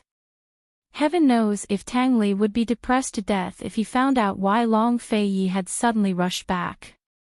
In the dead of the night, the leisurely cloud pavilion and the sleeping quarters were pitch black. No one was sleeping. Han Yunxi leaned against the window with one hand supporting her chin and the other rubbing her lips. She was still smiling foolishly. That guy did mind. Mind was something that could be understood but not explained. Han Yunxi used to care so much about Duan Miao. She couldn't help but wonder if Long Fei Yi felt the same way she did back then. It was really a blissful thing to be bothered by someone she had liked for so long. It was as if she had finally realized that the person she liked also liked her at the same time. When the time is peaceful, I talk with you. When the world is in dispute, I conspire with you. When prosperity falls, I grow old with you. He was willing to win the heart of his woman, and never leave her even in old age. Long Fei Yi, if you mind, it's a sunny day. In the bedchamber, Long Fei Yi reclined on a rocking chair with a wine cup in his hand. He silently looked out the window. It was unclear whether he was looking at the leisurely cloud pavilion or at the crescent moon on the treetops. After a long time, he calmly said, "Is there any news about the bear chuan and panoptic red lotus?" Serpent fruit, bear chuan, and panoptic red lotus. These three herbs were used to cure mute granny's poison. To him, there was nothing more important than finding these three herbs. The only thing he was certain of was that the serpent fruit was in Gu Chi Shaw's hands. As for the other two herbs, there was still no news. A shadow guard emerged from the darkness. "Reporting to Your Highness, there has been no news. We only found out that the bear chuan appeared at the auction. We're still investigating the specifics." Long Fei Yi waved his hand, indicating for the shadow guard to withdraw. He knew very well that these three herbs were not easy to find. Now, he just had to wait for Tangli to escape with the torrential pear blossoms. He was determined to get the serpent fruit. The night deepened, but a figure continued to wander around the Duke of Qin's estate. The coquettish red robes had an indescribable beauty to them. It was like a spider lily slowly blooming in the darkness, mysterious and noble. It wasn't until dawn that the red figure landed on the roof of a nearby inn. There weren't many people in the world who dared to wander around the Duke of Qin's estate for so long, and Gu was one of them. He had wandered around for an entire night, but was still unable to sneak into the Duke of Qin's estate without being detected by the shadow guards. He remembered that he had gone in a few times a few months ago. God knows when Long Fei Yi had strengthened the defenses. I miss my poison lass," he muttered to himself as he lazily laid down on the roof with his hands behind his head. Of course, he wasn't just thinking about poison lass. He was also here to test her. As for what he was testing, only he knew. He hadn't slept for long when a carrier pigeon woke him up. Mu Ling had sent him a letter. Mu Ling had promised him to find the bear chuan and panoptic red lotus. He didn't know where Mu Ling could find them. In short, he hadn't seen Mu Ling since that time. As Gu opened the letter, he wondered if he could get Mu Ling to find a medicinal ingredient that could never be found. Would that lass never bother him again? Thinking of this, he smiled to himself. For the next few days, Long Fei Yi didn't leave the Duke of Qin's estate. When he was in the estate, Han Yunxi basically didn't go out. This was the first time Han Yunxi saw Long Fei Yi practice swordsmanship. He was dressed in white robes and waved the silver sword in his hand. He moved with the sword, sometimes fast, sometimes slow. Slashing, stabbing, poking, piercing, lifting, every movement was clean and nimble. Han Yunxi couldn't understand what he was doing, but she felt that he was too handsome. Long Fei Yi practiced for an entire afternoon, but Han Yunxi watched for an entire afternoon as well. If it wasn't for the fact that she couldn't cultivate inner strength, she would have asked Long Fei Yi to teach her swordsmanship. When she saw Long Fei Yi stop, she immediately politely handed him a cup of water, just like a personal attendant. Actually, she had a lot of things to do. However, it was rare for him to stay in the estate, so she wanted to stay by his side. "Is Bailey Mingxiang taking the medicine going smoothly?" Long Fei Yi asked indifferently. After that incident that day, he was basically the same as before. He didn't make any special changes, as if nothing had happened. Of course, to outsiders, that was indeed the case. However, Han Yunxi felt that the two of them were much closer. At least, she could harass him without fear. "Everything is going smoothly, but," Han Yunxi hesitated for a moment, but still said, "Your Highness, this young lady isn't easy. I want to try and save her." Although no one knew what would happen to Bailey Mingxiang after the beauty's blood was cultivated, based on Han Yunxi's poison knowledge, Bailey Mingxiang wouldn't survive. It was just that the method of death was uncertain. Seeing Long Fei Yi frown, Han Yunxi hurriedly explained, "I guarantee that it won't affect the beauty's blood. Long Feiyi only replied with 3 words, "Do as you wish." To him, Bailey Mingxiang was just one of his many subordinates. He had even almost forgotten what she looked like. "Your Highness, is there any news about Mute Granny?" Han Yunshi hadn't forgotten about this matter. She was also thinking about the white-robed man from the Shadow Clan. As for her identity, there seemed to be no news about it after the disappearance of Mute Granny and the white-robed man. Sometimes she would rather be Han Kongan's daughter, the Han family's legitimate daughter. She wouldn't have so many secrets. The more secrets there were, the more conspiracies there would be, and the more danger there would be. She still suspected that Lady Tianqin's difficult birth was caused by someone who wanted to kill her in her mother's womb. If she didn't find out what happened to Lady Tianqin and who her father was, how could she be at ease? There's no news. The possibility of finding it isn't high. You'd better not have too much hope. Long Feiyi said indifferently. Han Yunshi didn't say anything. Thinking about Mute Granny, she was filled with guilt. She said indifferently, "Your Highness, of the 3 herbs, the serpent fruit has been found." As soon as she said this, Long Feiyi's calm eyes flashed. Serpent fruit. Han Yunshi took it out. This little thing took it out. Who knows how many other good things it has hidden away. Long Feiyi took it and sized it up. He couldn't be sure that it was the serpent fruit. It was even bigger than the one he saw in Gu Qisha's hands. "Your Highness, you should keep it. I'm afraid the other 2 herbs will be hard to find." Instead of finding Mute Granny, they'd found the herbs first. Han Yunshi was too weak to keep the serpent fruit safe. Long Feiyi silently tucked it into his sleeve without a word. His eyes flashed coldly. "Gu Qisha, your lordship will definitely play with you this time." As they spoke, Chu Shifeng rushed in. Your Highness, something big's happened." Long Fei hated it when his subordinates were all flustered. He asked unhappily, "How big of a matter is it?" "Something's happened to the Crown Prince." Chu Shifeng gasped for breath. Long Feiyi didn't take it to heart. The Crown Prince was a man who knew how to adapt to circumstances. Judging from the current situation, he hadn't done anything out of line, so Emperor Tianhui wouldn't do anything to him. The best way to deal with father and son was to work together. "What's wrong?" Han Yunshi asked curiously. "The emperor's betrothed him to Mu Luiyue from the general's estate," Chu Shifeng said seriously.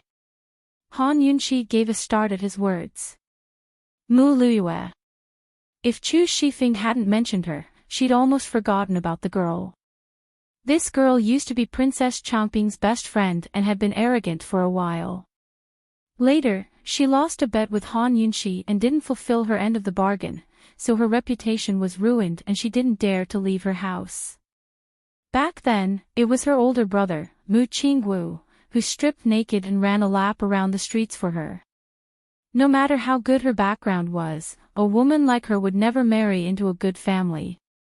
Noble and prestigious clans looked for a daughter-in-law and marrying off their daughters. Marrying off a daughter might depend on her family background, but a daughter-in-law's reputation and character were more important. The Crown Prince would actually marry a woman like this. No, to be more precise, Tianning's imperial clan would actually accept a woman like this. Han Yunshi couldn't believe it. Without a doubt, this was beyond Long Feiyi's expectations as well. Cold, he asked, "What does General Mu mean by this?" The news just came from the palace. The imperial edict should have just reached the general's estate by now, Chu Shifeng replied honestly. "That's right, Your Highness.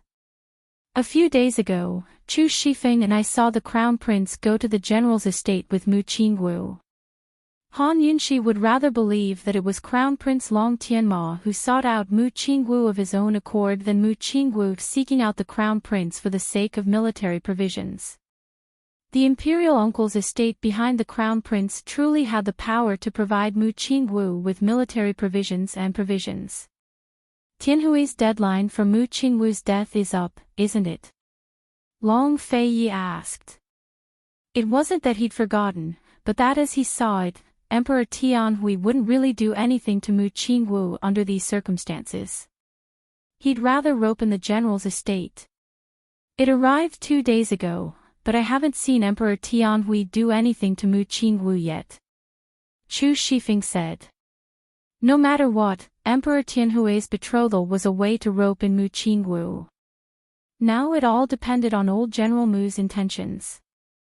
Once the general's estate and the imperial uncle's estate stood together, they'd be a huge threat to Long Feiyi. For now, they could only wait and see how things played out. A few more days passed before Tang Li finally arrived. He was travel-worn, but still dressed in bridegroom's robes. Heaven knows what kind of life or death escape he'd experienced. He didn't even see Han Yunxi when he entered the gates before Long Feiyi pulled him away. To Medicine Ghost Valley. Chapter 349. Tang Li's hair was disheveled, and his wedding robes were in tatters. He hadn't even caught his breath before Long Feiyi dragged him out of the Duke of Qin's estate. Wait, fine, he'd better catch his breath before speaking. He'd fled on the way to the bridegroom's wedding by following Long Feiyi's route.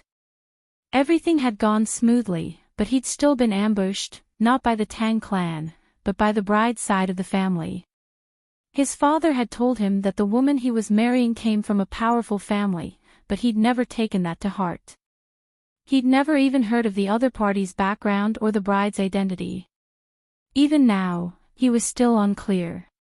But after being ambushed, he was truly curious about the other party's origins.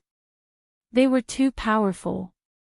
50 top-notch experts had attacked together, completely wiping out Long Feiyi's men. He'd used up all of his pear blossom rain needles to escape the encirclement.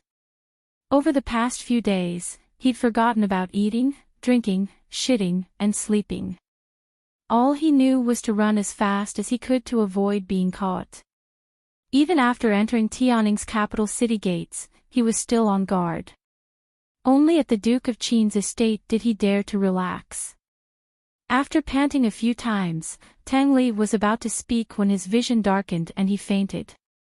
The distance between the Tang clan and Tianning's capital city was enough to run 2 horses to death. It wasn't that he was weak, but that he'd exceeded his biological limits. Long Feiyi couldn't help but knit his brows when he saw Tang Li faint. Useless thing. Despite his displeasure, Long Feiyi still personally helped Tang Li back and settled him in a guest room.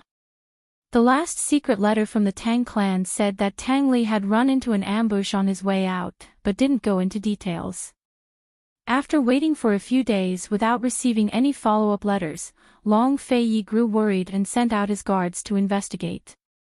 Before they returned, he'd already seen Tang Li return without any injuries, so Long Feiyi had nothing to worry about. No matter what price he had to pay, as long as Tang Li successfully escaped from the marriage, he would not mind. This time, not only did he want to save Tang Li, but more importantly, he didn't want Han Yunxi to go to the Tang sect, so he sent a lot of people to rescue Tang Li. Tang Li slept for a day and a night. Long Feiyi was worried and asked the imperial physician to check his pulse. Fortunately, he was just overly tired and nothing serious happened. Finally, he woke up at daybreak. As soon as he opened his eyes, he saw Long Feiyi drinking tea alone by the window. Tang Li was sleepy and asked in a daze, "Brother, am I dreaming? Where's the torrential pear blossom needles?" Long Feiyi asked. He had searched but could not find it. Tang Li felt wronged.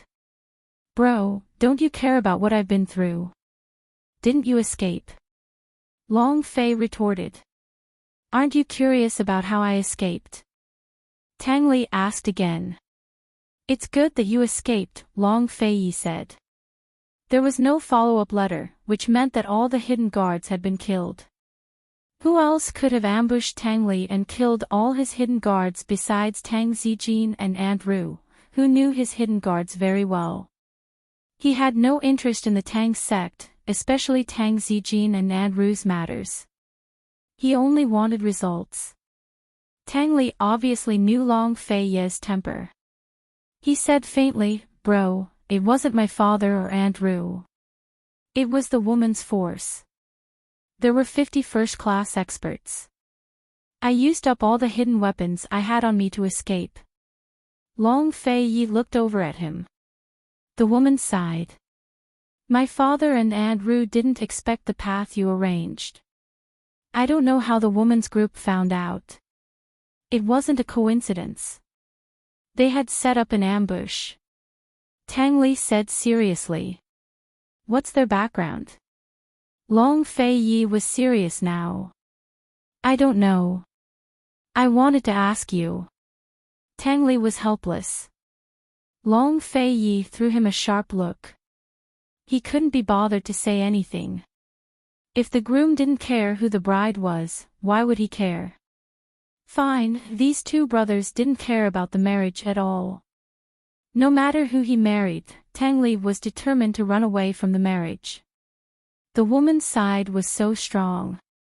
Long Fei Yi would naturally send people to investigate. What about the pear blossom storm needles? Long Fei Yi was more concerned about this. "Didn't you say? I used up all the hidden weapons on me," Tang Li said timidly. "Including the pear blossom storm needles?" Long Fei Yi was surprised again. Tang Li didn't know why Long Fei Yi wanted him to bring the pear blossom storm needles. He only knew that Long Fei Yi had to use them. But now, from his reaction, it didn't seem that important anymore. "It seems like your fiancé's background is not small." Long Fei Yi was really curious now. As for Gu Qi Sha, he already had the other serpent fruit. He didn't have to worry about Gu Qi Sha's serpent fruit threatening him. He alone was more than enough to deal with Gu Qi Sha. He only wanted Tang Li to go with him because he wanted to kill Gu Qi Sha in one move. It didn't matter if he didn't have the pear blossom storm needles. He could slowly play with them. Seeing that Long Fei Yi didn't pursue the matter, Tang Li was 100 times more relieved. If Tang Zijin knew that Tang Li had used up the second most powerful treasure in the Tang sect to run away from the marriage, he would probably beat Tang Li to death. Tang Li told himself to never go back. It was too scary. Could it be someone from the City of Assassins? Long Fei Yi asked. Both the City of Daughters and Carefree City were cities of assassins. These two powers couldn't be underestimated. Long Fei Yi had always wanted to rope them in, but Long Fei Yi wasn't willing. "I don't care who it is. I'm not going back." Tang Li got off the bed with a serious expression. "Big brother, I've thought it through. From now on, I'll be following you." After this life-and-death struggle, Tang Li hated his father even more. His father wasn't really in a hurry to have a grandchild. He was just using his marriage to rope in powerful forces for the Tang sect. He began to suspect that his father and Aunt Ru weren't loyal to Long Fei Yi, but to their ambitions. Seeing that Long Fei Yi wasn't speaking, Tang Li lowered his voice. "Big brother, I'll help you suppress the Shadow Clan's matter." During this time, Long Fei Yi had kept Han Yunxi by his side while doing his best to suppress the Shadow Clan's matter. He didn't want anyone to know, but he was also tracking down the movements of the other 7 noble families. Tang Li knew best what he wanted to do. He wanted the poison sect's power, but he also wanted to erase Han Yunxi's status as a member of Western Qin's imperial family. Long Fei Yi still didn't speak. He only gave Tang Li a cold look. Tang Li was amused. He'd been like this since he was young. Long Fei Ye's silence was tacit agreement. Before long, Han Yunxi heard the news and came over. No matter how Tang Li looked at Han Yunxi, he couldn't help but feel comfortable. He wanted nothing more than to find a woman he couldn't like. That way, his father and the others would die from anger. Did you succeed in running away from the marriage? Han Yunxi smiled. Zhao Mama had been the one to tell her. Tang Li didn't know how far Long Fei Yi and this woman had progressed while he was gone. He only grunted in response. It was best to be cautious. Your Highness, it's better to tear down 10 temples than ruin one marriage, Han Yunxi teased. She could guess that Long Fei Yi had saved her. His marriage isn't as important as a temple, Long Fei Yi said. Who's he marrying? Han Yunxi began to gossip. Ask him. Long Fei Yi was still cold. Tang Li was suspicious. He felt that there was something more between the two of them. Long Fei Yi hadn't changed much. He was still cold and indifferent. However, Han Yunxi was much more relaxed than before. He remembered that this woman would more or less retreat in front of Long Fei Yi. He had never seen her joke around. If it wasn't for something important, she wouldn't talk to Long Fei Yi. The two of them seemed to live in two different worlds. Now, they seemed to be living in the same world. Tang Li couldn't figure it out. Had he missed something? Hey, who are you marrying? Han Yunxi asked again. Tang Li cleverly avoided the question. Don't mention marriage in front of this young master again. With Han Yunxi around, he didn't bring up the matter of going to the Medicine Ghost Valley. When night fell, Long Fei Yi set off for the Medicine Ghost Valley alone. A few days later, Long Fei Yi appeared in Gu Qi Sha's courtyard. To his surprise, Gu Qi Sha wasn't there. This prince will wait. Long Fei Yi's words scared the old steward so much that he shut the door. This Duke of Qin was very domineering, but Pill Fiend had a venomous tongue. A single word from him was enough to ignite the Duke of Qin's anger. Even the old steward thought that Pill Fiend was courting death. Fortunately, Pill Fiend had the serpent fruit to restrain Long Fei Yi. Otherwise, the consequences would have been unimaginable. Long Fei Yi really did wait. Now that this great Buddha had come to the temple, the old steward didn't delay any further and immediately sent a messenger pigeon to Gu Qi Sha. The next day, Gu Qi Sha returned. He was still wearing his black robes, and his smile was strange. Hee, Your Highness Duke of Qin, could it be that you've thought things through? Did you come here just to be kicked by the old man? After 2 rounds of fighting, Gu Qi Sha had even broken the precious serpent fruit into 2 pieces to threaten Long Fei Yi. From the beginning to the end, it was all for the sake of kicking him. Before Long Fei Yi could answer, Gu Qi Sha chuckled and said, Your Highness Duke of Qin, now that the serpent fruit has been split into 2 pieces, which piece do you want? Everyone present knew that only when both pieces of the serpent fruit were used together would it have any effect. Gu Qi Sha was openly provoking him. Long Fei's eyes flashed with cold light. Even the old steward on the side felt like he was about to freeze, but Gu Qi Sha was still smiling brightly.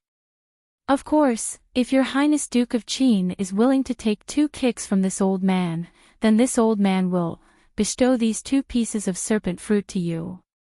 When he heard this, the old steward couldn't help but shudder. Could it be that his master and His Highness Duke of Qin had some sort of irreconcilable enmity? Otherwise, why would he provoke and humiliate him like this? Finally, Long Fei Yi opened his mouth. 2 kicks, is it? If Your Highness Duke of Qin likes it, 3 or 4 kicks won't be a problem. Gu Qi Sha was very generous. Long Fei Yi didn't answer. Instead, he suddenly leapt into the air and viciously kicked at Gu Qi Sha with a shadowless kick. His momentum was so swift and fierce that it caused the surrounding air to ripple. Gu Qi Sha had exchanged blows with him twice before, so he was still on guard. He kept retreating until his back was against the door. There was still time to escape, but Gu Qi Sha didn't. Instead, he took out a piece of the serpent fruit from his sleeve and said seriously, "If your Highness Duke of Qin wants to kick this old man 4 times." He didn't finish his sentence and instead pretended to break the serpent fruit into 2 pieces. Chapter 350. Gu Qi pretended to break the serpent fruit into 2 halves, thinking that Long Fei Yi would stop. However, not only did Long Fei Yi not stop, but he also kicked out with his other leg. Gu Qi was dumbfounded at that moment. Long Fei Yi kicked Gu Qi's abdomen with both legs and borrowed the momentum to do a somersault in the air before landing in front of Gu Qi. Time seemed to have stopped at that moment. The entire courtyard was silent and still. Gu Qi stood motionless on the spot, but soon, the serpent fruit in his hand slowly slid to the ground and shattered into pieces. Long Fei Yi did not even look at it. Instead, he stared at Gu Qi with a cold gaze. Soon after, the door behind Gu Qi exploded into pieces with a loud bang. Gu Qi slowly lowered his head to look at the serpent fruit on the ground, unable to believe what he had just seen. Long Fei Yi, you... Before he could finish speaking, he spat out a mouthful of blood, drenching his black mask. Long Fei Yi was not threatened by the serpent fruit. Did he not want the serpent fruit anymore? How could this be? Gu Qi felt the blood in his body go haywire. Soon, he spat out another mouthful of blood. Long Fei Yi's 2 kicks were definitely not for nothing. Finally, Gu Qi could not hold on any longer and fell to one knee. At that moment, Gu Qi almost couldn't stop himself from throwing out the medicinal seed. One had to know that if he had planted it anywhere on Long Fei Yi's body, it would have taken his life. However, in the end, he did not make a move. Long Fei Yi bowed and lifted Gu Qi's mask, revealing a face that could not be any paler, with blood smearing the corners of his mouth. Just as Long Fei Yi had expected, this face was very young, but he did not recognize it. However, Long Fei Yi still sized him up before standing up. There are still 2 more kicks. Elder, you can use 2 more medicinal herbs to exchange for them. Whether you want to live or not, it's up to you. He was high and mighty, and his voice was as cold as ice. It was as if he was the highest king in the world, and no one could offend him. Gu Qi had been defeated, but he didn't look like a loser at all. Instead, his bloodied lips were curled into a cynical smile. If your Highness Duke of Qin wants 2 medicines, just tell me. This old man is very afraid of dying. Bear Chuan and Panoptic Red Lotus. Long Fei Yi was very straightforward. He didn't come to the Medicine Ghost Valley just for revenge. In this world, there were probably no more than 3 people who were better at finding medicine than Pill Fiend. If Pill Fiend couldn't find him, then he couldn't find him either. The Bear Chuan and the Panoptic Red Lotus. TSK, your Highness Duke of Qin sure has good taste. Gu Qi sighed. I'll give you 1 year. Long Fei Yi said. Gu Qi, on the other hand, didn't seem to mind. Instead, he asked curiously, Serpent Fruit, Bear Chuan and Panoptic Red Lotus. What kind of prescription is this? This is the first time this old man has heard of it. Long Fei Yi didn't answer. Instead, he warned, don't go back on your word, unless you have less than a year to live. Heh, your Highness Duke of Qin also knows that these medicines aren't easy to find. Long Fei Yi's 1 year wasn't a very long time. He might not be able to find these 2 medicines even after 3 years. What do you think? Long Fei Yi wanted a definite answer. Did this old man even have the chance to say no? Gu Qi laughed. Long Fei Yi glanced at him, then turned to leave without another word.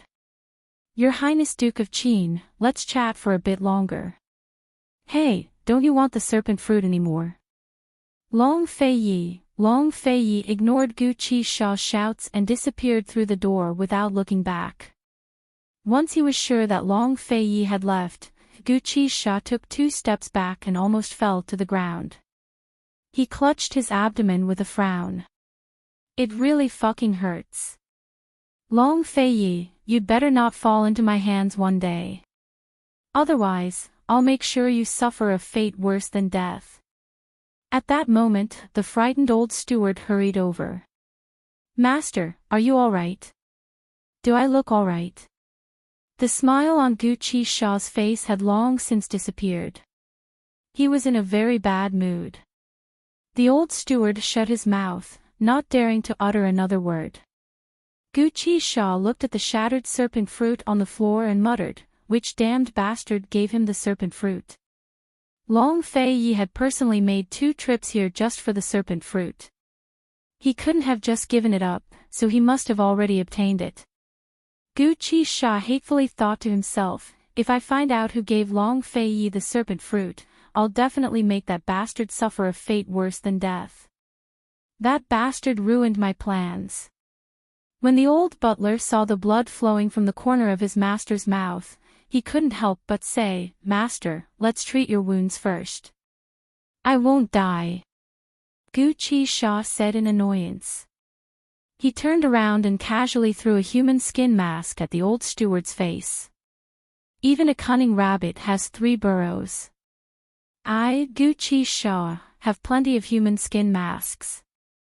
There's no way you'll be able to see my true appearance. Long Feiyi, you're looking for medicine behind Han Yunxi's back, aren't you? I'll definitely find it for you as soon as possible. Han Yunxi really didn't know that Long Feiyi had been looking for medicine all this time. During Long Feiyi's absence, Han Yunxi had frequently harassed Tang Li, asking him for hidden weapons. Although Tang Li had used up all of his weapons, it was still easy for him to secretly transfer them from the Tang clan. Who told him to have a mother who doted on him so much? A few days later, Long Feiyi returned from Medicine Ghost Valley.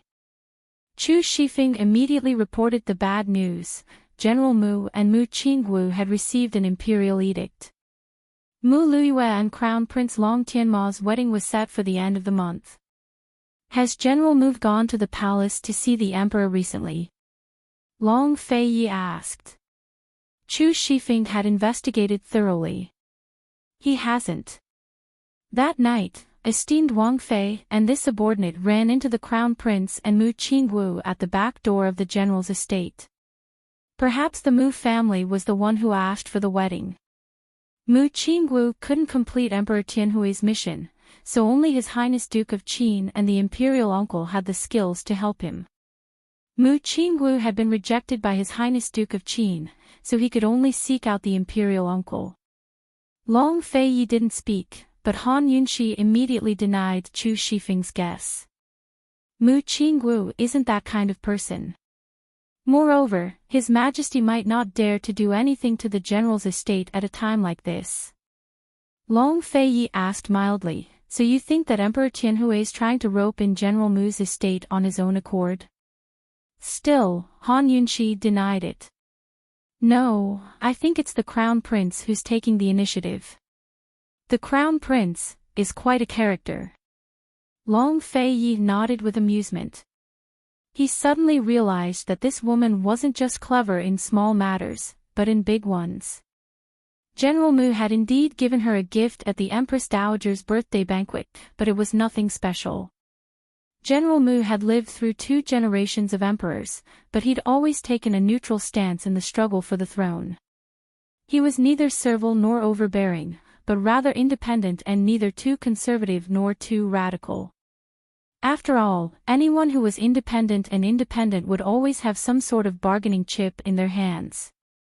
If Emperor Tianhui could rope in General Mu's estate, then he wouldn't have tried to pressure Mu Qingwu with the military pay and provisions. In other words, it was the Crown Prince who'd roped in General Mu's estate this time. For the sake of dealing with Long Feiyi, Emperor Tianhui had no choice but to let the Crown Prince's power grow. The only thing Long Fei Yi didn't understand was how the crown prince and the imperial uncle's estate had managed to convince General Mu. There's definitely something fishy about this. Could it be that the crown prince has some sort of leverage over Mu Qingwu? Han Yunxi couldn't figure it out either. She secretly wondered if she should go see Mu Qingwu. The wedding was at the end of the month, which was only 10 days away.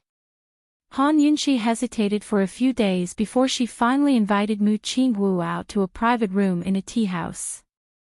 Han Yunxi hadn't forgotten Mu Qingwu's expression of righteous indignation when he found out that the imperial uncle's estate had embezzled all of the disaster relief supplies.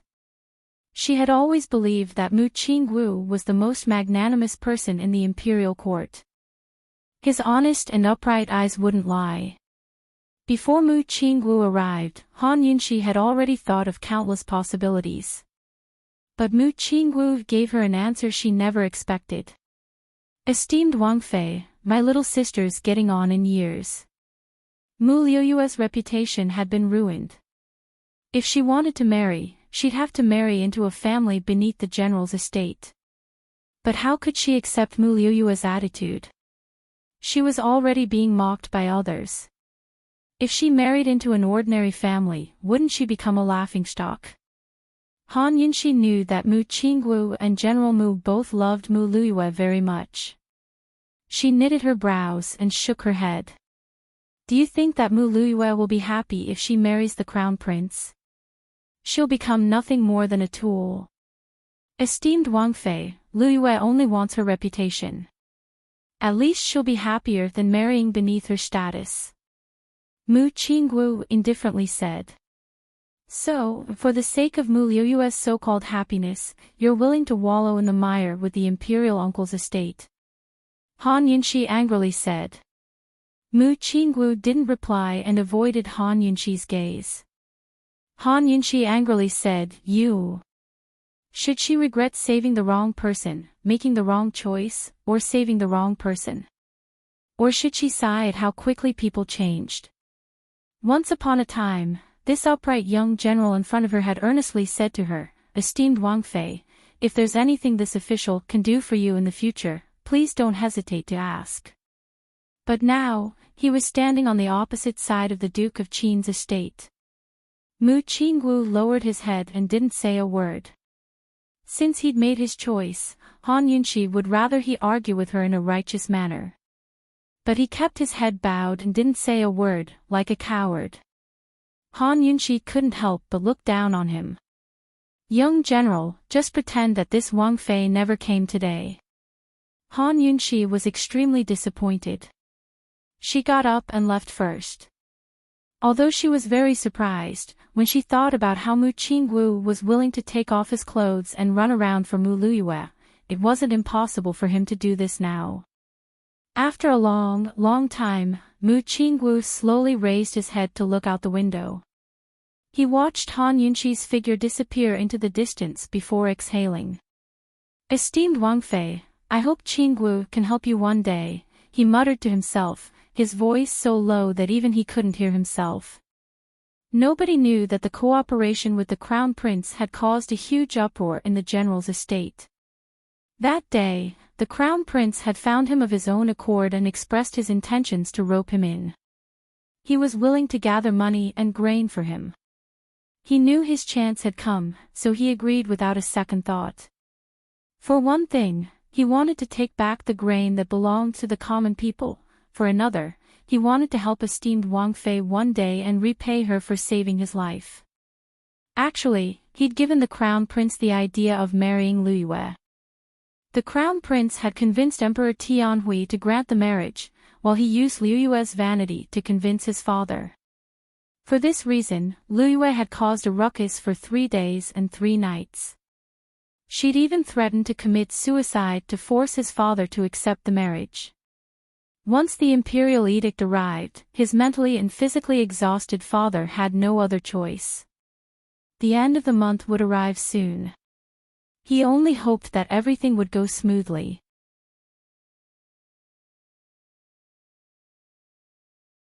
Chapter 351. News of the crown prince's marriage sent the court into an uproar. The marriage of an imperial family was a complicated affair, to say nothing of the fact that it involved Emperor Tianhui, the imperial uncle's estate, and Great General Mu's three major powers. No one expected the crown prince to marry a woman with such a notorious reputation like Mu Luiyue. But when the news came out, everyone suddenly realized that the crown prince marrying Mu Luiyue was the wisest and most correct choice. Emperor Tianhui's heavy reliance, the imperial uncle's support, and General Mu's support would push the crown prince to unprecedented heights. He'd be able to represent Tianning's imperial clan against His Highness Duke of Qin. Han Yunxi heard news of the crown prince almost every day after she returned from her meeting with Mu Qingwu. Everything in the world was public. Han Yunxi didn't understand the struggles between men, nor was she interested in Tianning's politics. Still, she felt more pity for Mu Qingwu than disappointment.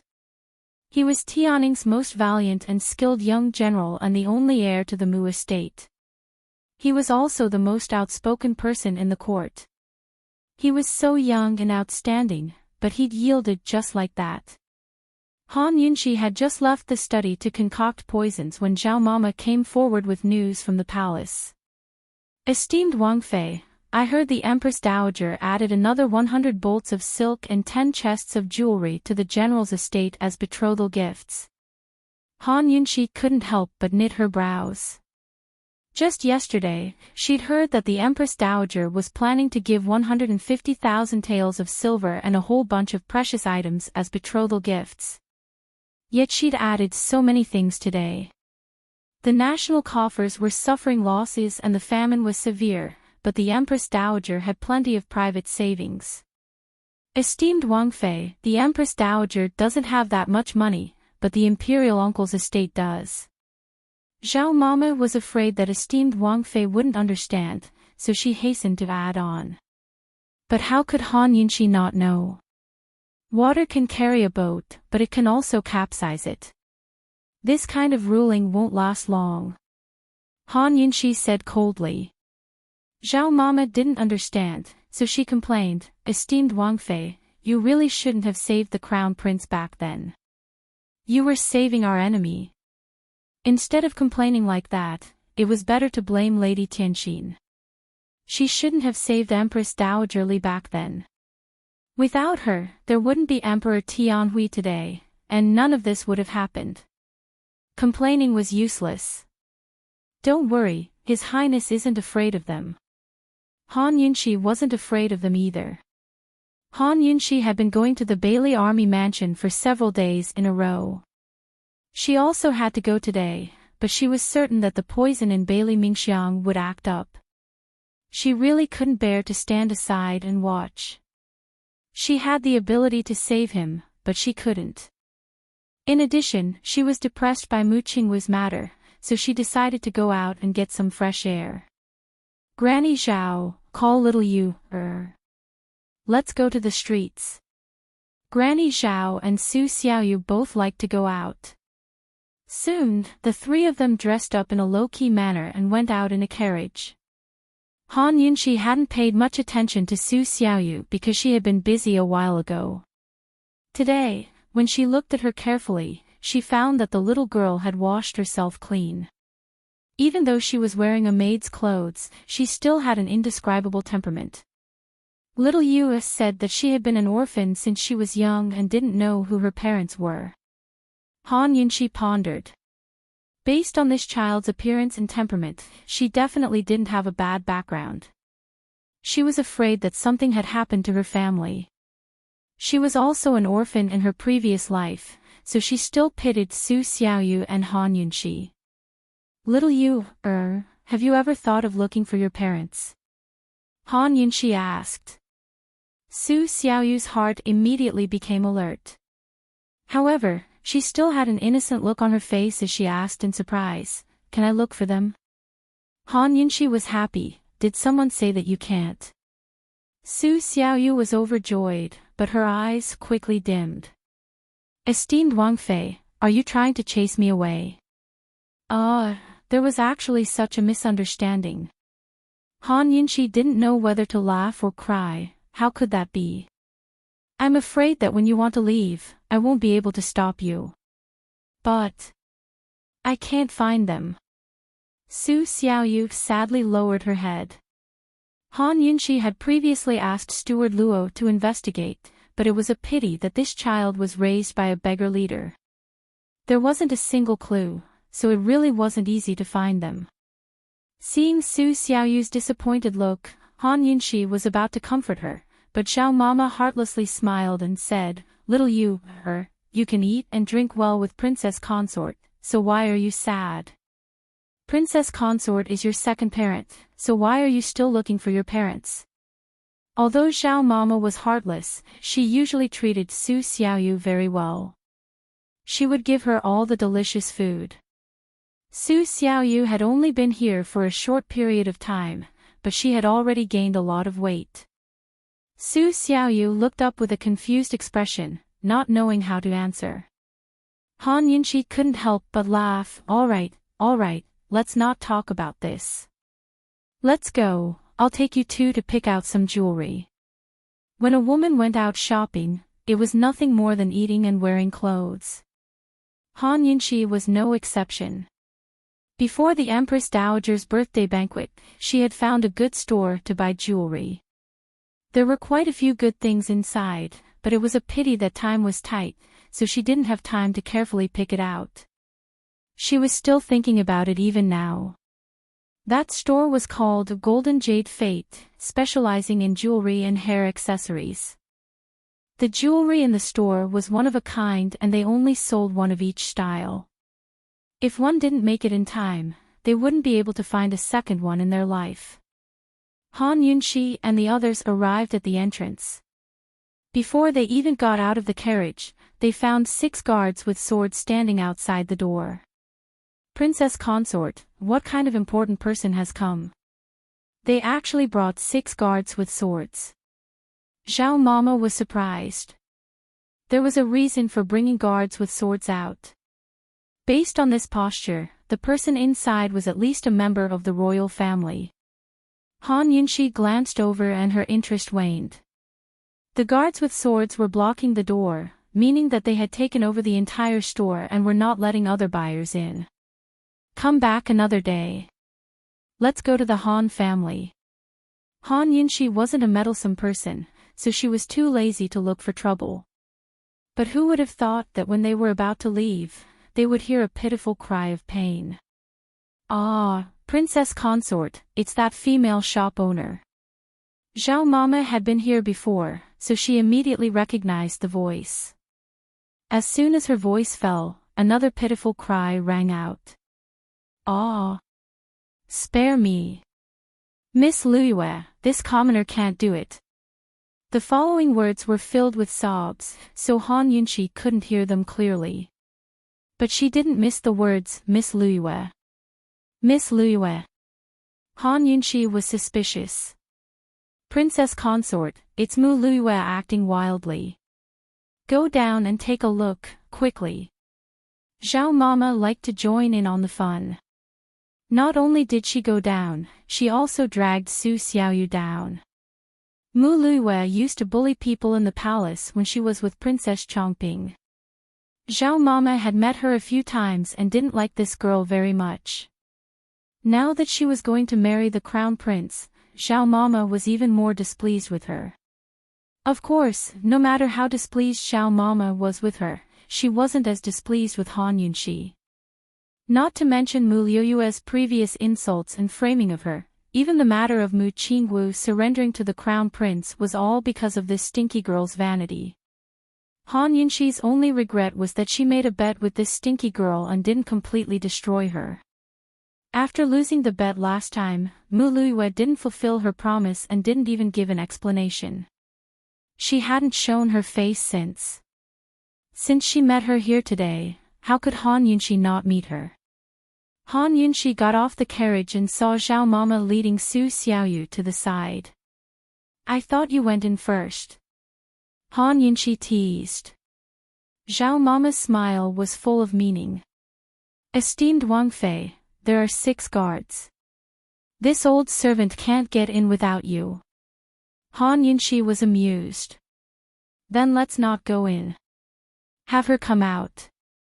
So speaking, she strode towards the gates, but was quickly blocked by a guard with a blade. Don't you have eyes? Don't you see your brother standing guard? What do you mean by standing guard? Han Yunxi asked innocently. There were thousands of guards in Tianning's capital city, but not all of them recognized Han Yunxi's face. The guard looked Han Yunxi up and down, his eyes full of lust. He smiled and said, "You're a pretty girl, but I'm on duty today and don't have time to dote on you. Hurry and leave. Lest I regret it. Sir, I have a background. If you keep looking, you might lose your little life." Han Yunxi smiled innocently. The guard gave a start, then patted his chest exaggeratedly. I'm so scared. Let me in. I promise you'll be fine." Han Yunxi was still grinning. At this moment, more screams came from inside the inn. The guard immediately turned serious. Scram, scram, scram. I don't have time to play with you. Han Yunxi didn't move from her spot, but asked curiously, "What's the background of the person inside? Let me go in and take a look. Maybe I know her." Know her? Hee, I'll scare you to death if I tell you. Hurry and scram, you hear me? Scram. The guard waved his hand impatiently. Han Yunxi crossed her arms, calm and collected. At this moment, Zhao Mama came forward and said earnestly, "Little brother, you have to keep a low profile. My family's master's background is definitely bigger than the one inside, so you should hurry and get out of the way." The guard laughed out loud. "Listen well, my family's master is the young miss of the great general's estate, the crown prince's future wife." Zhao Mama looked at him and suddenly laughed out loud. "Listen well, my family's master is the young miss of the Han family in the north of the city." When she said this, the other guards all laughed out loud. Han family's young miss. Who's heard of that before? Hee, could it be that this Han family is related to the royal family? Is there? There are royal family members with the surname Han. When they said this, the 6 guards suddenly realized that something was wrong and all of them shut up. The Han family in the north of the city. There was only one Han family in the north of the city, the Han family of medicine. Their family's young miss was, suddenly, the guard who called himself master was so scared that he began to tremble. He was the first to kneel on the ground. "Good luck to esteemed Princess Consort." The other 5 guards also kneeled in unison and saluted. "Good luck to esteemed Princess Consort." These 6 armed guards were newly recruited by Mu Luiyue. They all had the same temper as Mu Luiyue and liked to bully others. Who knew that they would kick an iron plate on the street today? Qin Wangfei was famous for not being easy to provoke. It's not very auspicious. Han Yunxi yawned and lazily said, "Zhao Mama, take good care of that master for me." Yes. Zhao Mama was waiting for these words. She slowly walked to the guard's side. The guard was so scared that his face turned white and he repeatedly kowtowed. "Have mercy, esteemed Princess Consort. Have mercy." This lowly one was wrong. This lowly one had eyes but failed to recognize Mount Tai. This lowly one deserves 10,000 deaths. "Esteemed Princess Consort, have mercy." Just as he was begging for mercy, Zhao Mama pinched his ear and viciously pinched it. Instantly, all the begging turned into wails. Ah, ah, ah. Zhao Mama had been in the palace for several decades and her pinching skills were top-notch. The guards' cries became louder and louder. It was like a ghost wailing and a wolf howling. Soon, the surrounding passers-by came to watch. The owner of the shop also heard the noise and hurried out.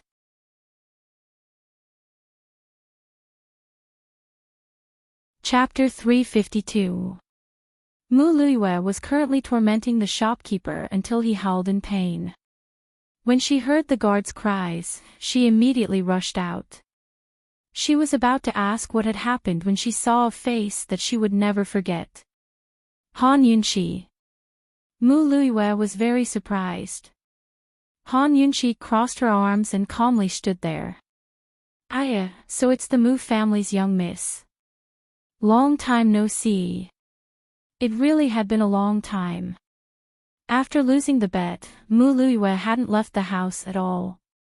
Even when she did go out, she did it in secret. In the past, she had offended too many people by relying on Princess Chongping. After her reputation was ruined, everyone who saw her would laugh at her. Today was the first time she'd gone out in the open, but of all things, she'd run into Han Yunqi. After hiding in the house for so long, Mu Luiyue had learned quite a bit. She glanced at the guards kneeling on the ground and then saw that there were quite a few people watching. She had an idea in her heart. She didn't want to have a conflict with Han Yunqi in the street. In a few days, she would be married off to the crown prince. She wanted General Mu's family to help the crown prince ascend the throne.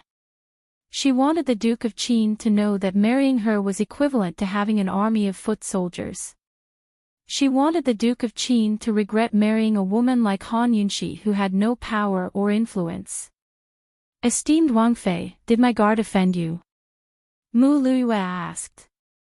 Han Yunqi didn't say anything. Coldly, Xiao Mama replied, "Great disrespect. The offense wasn't light." "Is that so?" Mu Luiyue was very serious. She walked to the guard's side and suddenly gave him a fierce slap. "Paw! You deserve to be hit. If esteemed Wang Fei hasn't punished you enough, then Luiyue will do it for you." As Mu Luiyue spoke, she raised her hand again. The guard didn't dare make a sound. Xiao Mama's heart skipped a beat as she watched from the side. Although her slap was heavy, it wasn't as heavy as Mu Luiyue's. With just 2 slaps, the guard's face became red and swollen on the spot. "Esteemed Wang Fei, have you vented your anger?" If he wasn't angry enough, he would hit him again. "I'll beat you until you're happy," Mu Luiyue said sincerely. Han Yunqi's eyes flashed with surprise. She didn't expect this girl to change so much in just a few months. She wasn't smart, but at least she wasn't stupid. If she let Mu Luiyue continue beating her in front of so many commoners, she would probably be criticized by the public very quickly. Those who didn't know would think that she, Qin Wang Fei, liked to abuse servants. Han Yunqi examined the guard's face and clicked her tongue with emotion. "Luiyue, you're a girl, but you've trained your hands so well. It's better if you don't hit the servants so often in the future. Today's matter has already been taught a lesson by Granny Zhao. Practice." These words were clearly implying that she often beat people up. Mu Luiyue wanted to refute, but the 2 hits just now were really fierce, and she couldn't defend herself. She changed the topic and reprimanded the imperial bodyguard. "Why aren't you thanking her? Esteemed Wang Fei is in a good mood today, otherwise how could she not care about a servant like you?" The meaning behind these words was that the princess consort was petty and even cared about how she treated servants. In this battle of words, Mu Luiyue was not willing to be outdone. Han Yunqi began to laugh. "That's right. This princess is in a good mood today. Otherwise, not to mention a servant, this princess would have heavily punished you as the master." As soon as her voice fell, Granny Zhao was the first to laugh. There were also several laughs coming from the crowd. Mu Luiyue was too smart for her own good. She had dug a hole for herself in the end. Mu Luiyue's face turned half black. Other than thanking the princess consort for not punishing me, what else could she say? It was fine as long as the imperial bodyguard thanked her, but now she had to bow and thank her as well. "You may rise," Han Yunqi calmly waved a hand. Even the Empress Dowager was no match for Han Yunqi's glib tongue. Mu Luiyue might have improved, but she was still inexperienced. If not for the fact that they were in front of so many people, Mu Luiyue would have lost her temper long ago. She told herself to endure it. She couldn't fall for Han Yunqi's tricks. After receiving Emperor Tianhui's imperial edict, the first thing she did was find a new group of guards and bought a new sedan chair. Her status was different now. She was the future crown prince consort, so her every word and action would affect the Eastern Palace. She couldn't lose face or status, nor could she become the laughingstock of public opinion. Mu Luiyue rose to her feet. Esteemed Wang Fei, Luiyue still has matters to attend to, so I won't accompany you any longer. Leaving was the best choice. Han Yunqi smiled and nodded, as if she wasn't planning on doing anything else. Mu Luiyue really did leave, but Han Yunqi suddenly said faintly, "That's right, Miss Luiyue. You haven't fulfilled your end of the bet we made last time, have you?" Hearing this, Mu Luiyue's entire body felt unwell. That was all in the past. It was all in the past. Why was Han Yunqi bringing it up again? She was going to marry the crown prince in a few days. Right now, the entire capital was talking about the crown prince's wedding. Han Yunqi was obviously doing this on purpose. Mu Luiyue grew angrier the more she thought about it. In the end, she couldn't help but turn around and shout, "Didn't my big brother run around the streets in my place? What else do you want? You disappeared after you lost the bet. I haven't seen you until now, so I thought you didn't keep your word." Han Yunqi gave a harmless smile. That matter had caused a stir in the city. Especially when Mu Qingguo ran around the streets naked, the commoners all knew about it. So the one marrying the crown prince is really this Miss Mu. It was unknown who shouted from the crowd, but the surrounding people began to talk. Mu Luiyue's face burned up. She quickly got into the sedan and fiercely threw down the curtain, "Let's go." Seeing his fleeing figure, Han Yunqi's gloomy mood for the past few days suddenly brightened up considerably. Actually, she didn't come here just to find trouble with Mu Luiyue. She just happened to bump into Mu Luiyue. Seeing Han Yunqi smile, Mama Zhao said, "Esteemed Wang Fei, are you feeling better now? If the young general insists on doing this, then let's just let him do as he pleases. People talk about fate, so we don't need a friend like the young general." Although Mama Zhao kept nagging at the residents a few days ago, she knew that esteemed Wang Fei was feeling very uncomfortable. Esteemed Wang Fei didn't have many friends in the capital, and Mu Qingguo could be considered one of them. "I'm not going to bicker with Mu Qingguo. Mu Luiyue owes me an explanation for the bet." Han Yunqi had a carefree look on her face, as if she really didn't care. Han Yunqi didn't stroll around anymore. She brought Mama Zhao and Su Xiaoyu to the Han family in the north of the city. Who would have thought that they would meet Mu Luiyue's sedan in an alley on the way? Didn't this girl leave? Why was she here? Moreover, she was going in the opposite direction from her.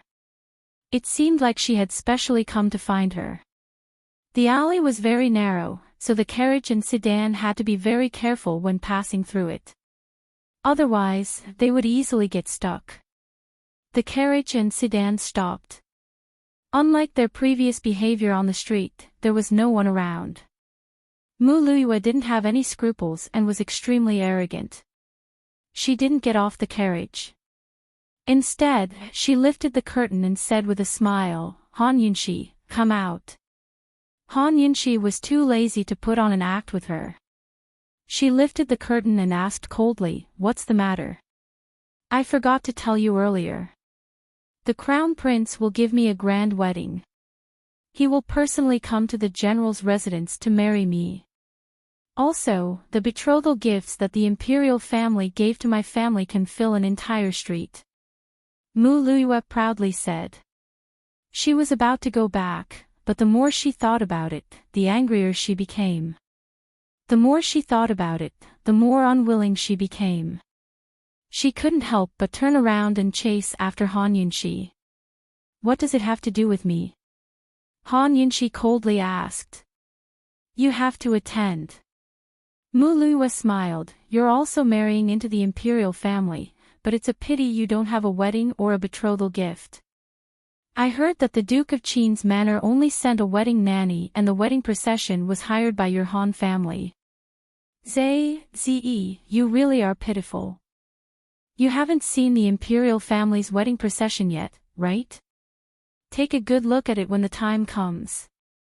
If you want to know how many betrothal gifts the imperial family gave me, you can come to my house to take a look. When these words were said, Han Yunxi suddenly became silent. She softly asked, Is there anything else? Just this matter. I specially came to remind you. Mu Luiyue's smile became even brighter. Han Yunxi was very calm. If there's nothing else, then move aside. Don't block the way. Mu Luiyue showed off a bit and was in a very good mood. She slowly let down the curtain and the sedan slowly passed by the right side of the carriage. At this time, Han Yunxi softly said, Even if you're the crown prince's wife, you still have to call this princess imperial aunt. If you call my name again, don't blame me for not showing mercy. Separated by the curtain, Mu Luiyue snorted, Imperial aunt. I'll never call you that. The sedan passed by the carriage and left. Han Yunxi's carriage stayed in place for a long time. Han Yunxi's entire body was terrifyingly silent. Zhao Mama and Su Xiaoyu were scared as they looked at each other in dismay, not daring to make a sound. Mu Luiyue wasn't wrong. When the princess consort married into the imperial family, she didn't have anything. Compared to Mu Luiyue's wedding, it was like heaven and earth. No matter how open-minded a woman was, how could she not mind something as important as a wedding? Zhao Mama thought that esteemed Wang Fei would be angry and horrified, but Han Yunxi didn't. She leaned against the pillow and thought quietly for a long time before asking, Zhao Mama, is Grand Concubine Yi's birthday in a few days? Zhao Mama grew suspicious. What's wrong with esteemed Wang Fei? Why did she suddenly ask about it? In the past, Grand Concubine Yi's birthday celebrations were all arranged by Murong Wanru. Ever since Murong Wanru fell into a deep sleep and Grand Concubine Yi went into seclusion in the ancestral hall, no one mentioned the birthday celebration. Zhao Mama did some calculations before replying, It'll be in 3 days. Esteemed Wang Fei, are you planning to? A shrewd look flitted past Han Yunxi's eyes before she broke into a cold smile. When we return to the estate, I'm planning to discuss something with His Highness. Zhao Mama grew nervous. Just what was wrong with her mistress? Could it be that Mu Luiyue had provoked her and she was planning to ask His Highness Duke of Qin for betrothal gifts again? With her personality, she wouldn't do that. Just what did she want to do? Currently, Long Fei Yi was discussing matters with Tang Li and Chu Shifeng at his estate. He hadn't left the capital city since returning from Medicine Ghost Valley. The Crown Prince's marriage truly did pose a threat to him. Of course, he'd made his moves against the imperial uncle's estate long before the betrothal took place. Master, we've already investigated clearly. A total of 400,000 dan of grain was sent to the disaster areas. The National Treasury gave out 200,000 dan, while the officials and rich merchants of the country gathered another 200,000 dan. Only 100,000 dan were actually distributed to the disaster victims. We're still investigating how much the imperial uncle's estate ate, Chu Shifeng reported. Long Fei Yi clenched his fists and pounded them on the table. He was about to speak when Han Yunxi arrived.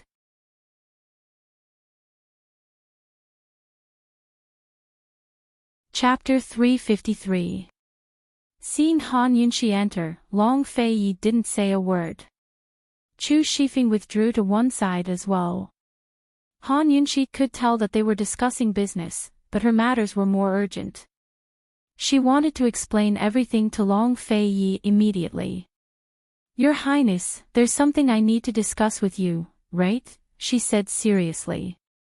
Su Xiaoyu returned to Leisurely Cloud Pavilion. Zhao Mama couldn't stop worrying, so she followed closely behind, afraid that her mistress would do something stupid after being provoked. Hearing this, she grew nervous and secretly tugged at Han Yunqi's robes. Although Zhao Mama really wanted to tell His Highness Duke of Qin about Mu Liuyue's humiliation of esteemed Wang Fei, she didn't dare. She knew His Highness liked esteemed Wang Fei, but how much? Where was his bottom line? She wasn't sure either. She only knew that His Highness and esteemed Wang Fei were no longer 100 paces apart, but they weren't very close either. Their marriage had been arranged by the Empress Dowager while Emperor Tianhui had urged them on. Back then, the wedding had been a form of humiliation to His Highness Duke of Qin. If esteemed Wang Fei came to haggle over the wedding and betrothal gifts now, His Highness Duke of Qin might not be happy, much less compensate her. "What is it?" Long Fei Yi asked. In his impression, this woman rarely took the initiative to discuss matters with him, much less be in such a rush. Allowing Zhao Mama to tug at her robes from behind, Han Yunqi said seriously, "Your Highness, Qinxia wants to hold a birthday banquet for Mu Fei." Zhao Mama was stunned. How could this be? Long Fei Yi and the rest were surprised as well. Why would this woman suddenly have such an idea? Why? Long Fei Yi asked. Han Yunqi's eyes flashed with craftiness before she suddenly drew close. Long Fei Yi was surprised, but he didn't avoid her. Han Yunqi grinned and leaned close to Long Fei's ear.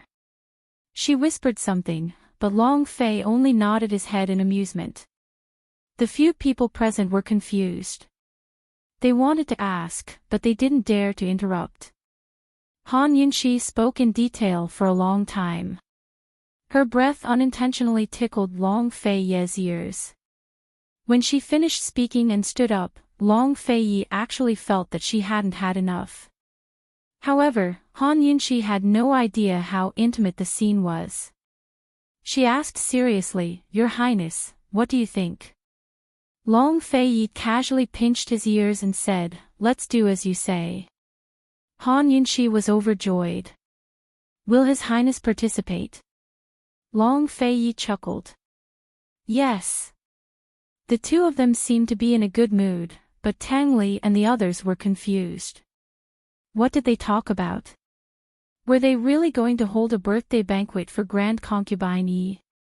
After Han Yunqi left, Tang Li asked in bewilderment, "Big bro, it shouldn't be appropriate for Grand Concubine Yi to show her face again, right?" Ever since Mama Su's incident, the two people in the palace had been investigating Long Fei Yi's origins in secret. Grand Concubine Yi was the most dangerous person. Once she fell into their hands, things would be troublesome. Long Fei Yi only replied with 3 words. "It's fine." That very day, Han Yunqi began to prepare for Grand Concubine Yi's birthday banquet. The first thing she did was write out invitations to all the members of the imperial clan, nobles and officials. Whether they were on Long Fei's side, Emperor Tianhui's, or even neutral parties, she invited all of them. Of course, she had Long Fei Yi's permission to do so. She was using Long Fei Yi's name to invite them. Once the invitations were sent out, it stirred up much discussion. Grand Concubine Yi's birthday banquet was only a few days away from the Crown Prince's wedding. What did the Duke of Qin's estate mean by this? They're trying to steal the limelight. I'd like to see how many people will go. It's unwise to do so at a time like this. The Duke of Qin's men will naturally go, but they can only sing their own one-man show. As I see it, the Duke of Qin's men must have turned traitor. Perhaps there'll be a good show to watch this time.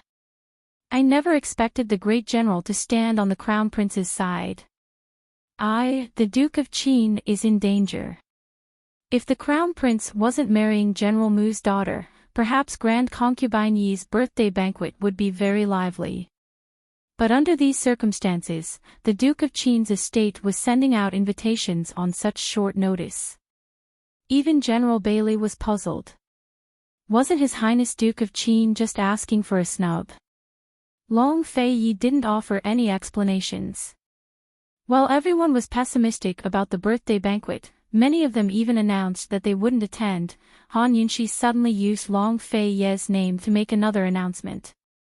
The gist of the announcement was that Grand Concubine Yi's birthday banquet would be a vegetarian one. Because Grand Concubine Yi was a vegetarian, and because of the severe famine, she advocated frugality and rejected extravagance. Most importantly, she wouldn't accept any congratulatory gifts, but would hold an auction for precious medicinal plants during the banquet. All proceeds would be used to donate to the disaster areas. Once the announcement was made, it caused a huge uproar. None of the supporters of the Duke of Qin's estate had any objections, but all of them were full of praise and support. Even Emperor Tianhui's side and the neutral factions couldn't refuse. After all, this was a good thing for the sake of the people. Even if they didn't like it, they had to show their support on the surface. Han Yunxi really was naughty.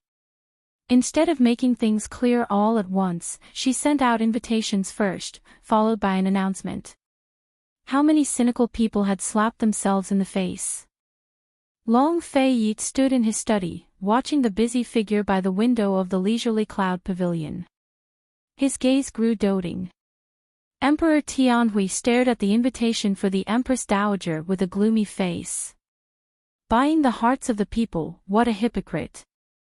I'll go take a look and see what kind of tricks they're playing. The Empress Dowager still disapproved. But Han Yunxi sent people to spread the news. Within 2 days, the news had spread to the capital and the surrounding cities, even spreading throughout the country. In a flash, the news overshadowed the news of the Crown Prince's wedding. Everyone was talking about Grand Concubine Yi's birthday banquet and singing praises of His Highness Duke of Qin's love for the people. No one mentioned the Crown Prince or Mu Luiyue again. Before the banquet even started, Han Yunxi had already built up the momentum. By now, both the Empress Dowager and Emperor Tianhui were growing anxious. Of course, outsiders had no idea that this was Han Yunxi's idea. Everyone assumed it was the Duke of Qin's handiwork. There were only a few days between Grand Concubine Yi's birthday banquet and the Crown Prince's wedding. How could the Crown Prince dare to hold a grand wedding at this critical juncture? Even the betrothal gifts couldn't be excessive. But the list of betrothal gifts had already been made public. It wouldn't be right to refuse now. Imperial Father, as Ken sees it, why don't we donate all the betrothal gifts? Donate all the silver for the wedding preparations, too. Let's keep it simple. Long Tianma admired His Highness Duke of Qin's methods. Marrying Mu Luiyue was only for the sake of the general's estate. He didn't care about the wedding.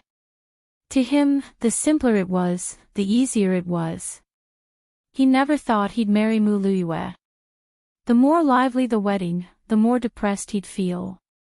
Before Emperor Tianhui could speak, the Empress Dowager raged, "That won't do. How could the Grand Crown Prince's wedding be simple?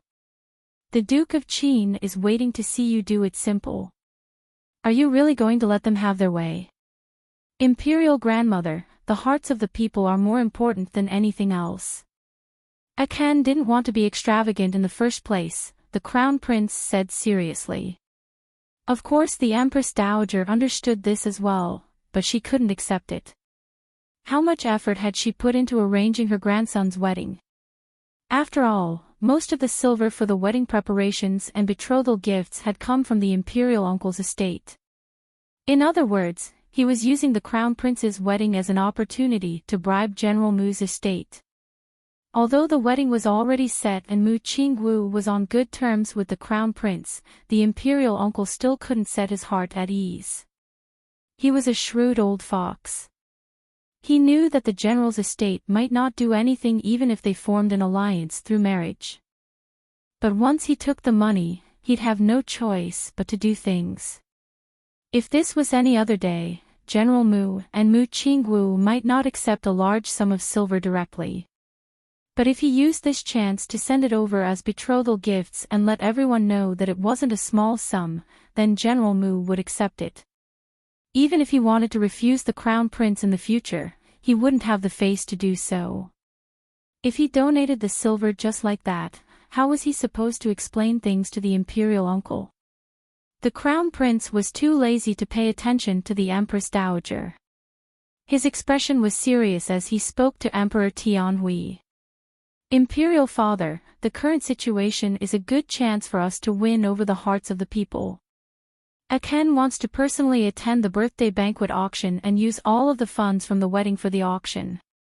Emperor Tianhui knew better than anyone else that the crown prince had to attend Grand Concubine Yi's birthday banquet. Moreover, he had to bring the silver with him to steal back the limelight. He'd rather fight against the imperial uncle's estate in the future than give Long Fei Yi a chance to fight for power now. He'd agreed to attend the wedding banquet precisely because he wanted to use the crown prince's faction to rise to power to deal with Long Fei Yi. Originally, he was planning to wait until the wedding banquet was over and the imperial uncle's estate and the general's estate were officially allied. Then he'd make a move against Long Fei Yi. But who knew that the Long Fei Yi would play such a trick at a time like this? It had to be said that Emperor Tianhui admired this move. Of course, he knew what the imperial uncle's intentions were as well. After some hesitation, he stroked his beard and said, "Tianma, you can decide for yourself on this matter." Emperor. The Empress Dowager panicked. "Muhu, there's still plenty of time in the future," Emperor Tianhui said, before adding, "Muhu, you can't let Grand Concubine Yi win over the hearts of the people." These words reminded the Empress Dowager that this was Grand Concubine Yi's birthday banquet. If they held it like this, Grand Concubine Yi's reputation would spread far and wide. Perhaps she'd even surpass the Empress Dowager in the hearts of the people. No, she had to bring the silver with her to steal back the limelight. Mu Luiyue was oblivious to all that was going on in the palace. The general's estate had received an invitation as well, so she naturally wanted to attend. She knew that the famine was a way to win over the hearts of the people, but she didn't think it was that serious. She didn't link it to the wedding banquet. She figured that this would be her first time showing her face in public before the wedding banquet. No matter what, she had to show off a bit. Thus, she prepared quite a bit of silver as well. Just like that, all of the major powers in the capital prepared their silver to wait for Grand Concubine Yi's birthday banquet. If everyone found out that the Duke of Qin hadn't planned this banquet at all, but that Mu Luiyue had provoked Qin Wangfei so she could teach her a lesson, how would they react? But that was a story for another time.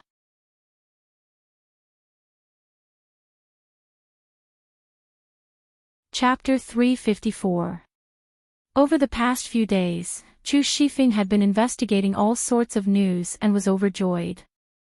Originally, His Highness had wanted to get involved with the Crown Prince's high-profile wedding, but esteemed Wang Fei's actions saved him a lot of effort. "I heard the eunuchs in the palace say that the Empress Dowager almost got into an argument with the Crown Prince over the betrothal gifts. Your Highness, esteemed Wang Fei really is too smart." Long Fei Yi leisurely drank his tea before finally saying, "Very smart." "Isn't that so, Your Highness? Why didn't I realize esteemed Wang Fei had such skills before?" Chu Shifeng was extremely excited, anticipating the arrival of Grand Concubine Yi's birthday banquet. Unexpectedly, Long Fei Yi only smiled wordlessly. Chu Shifeng stared blankly at his master's enchanting smile.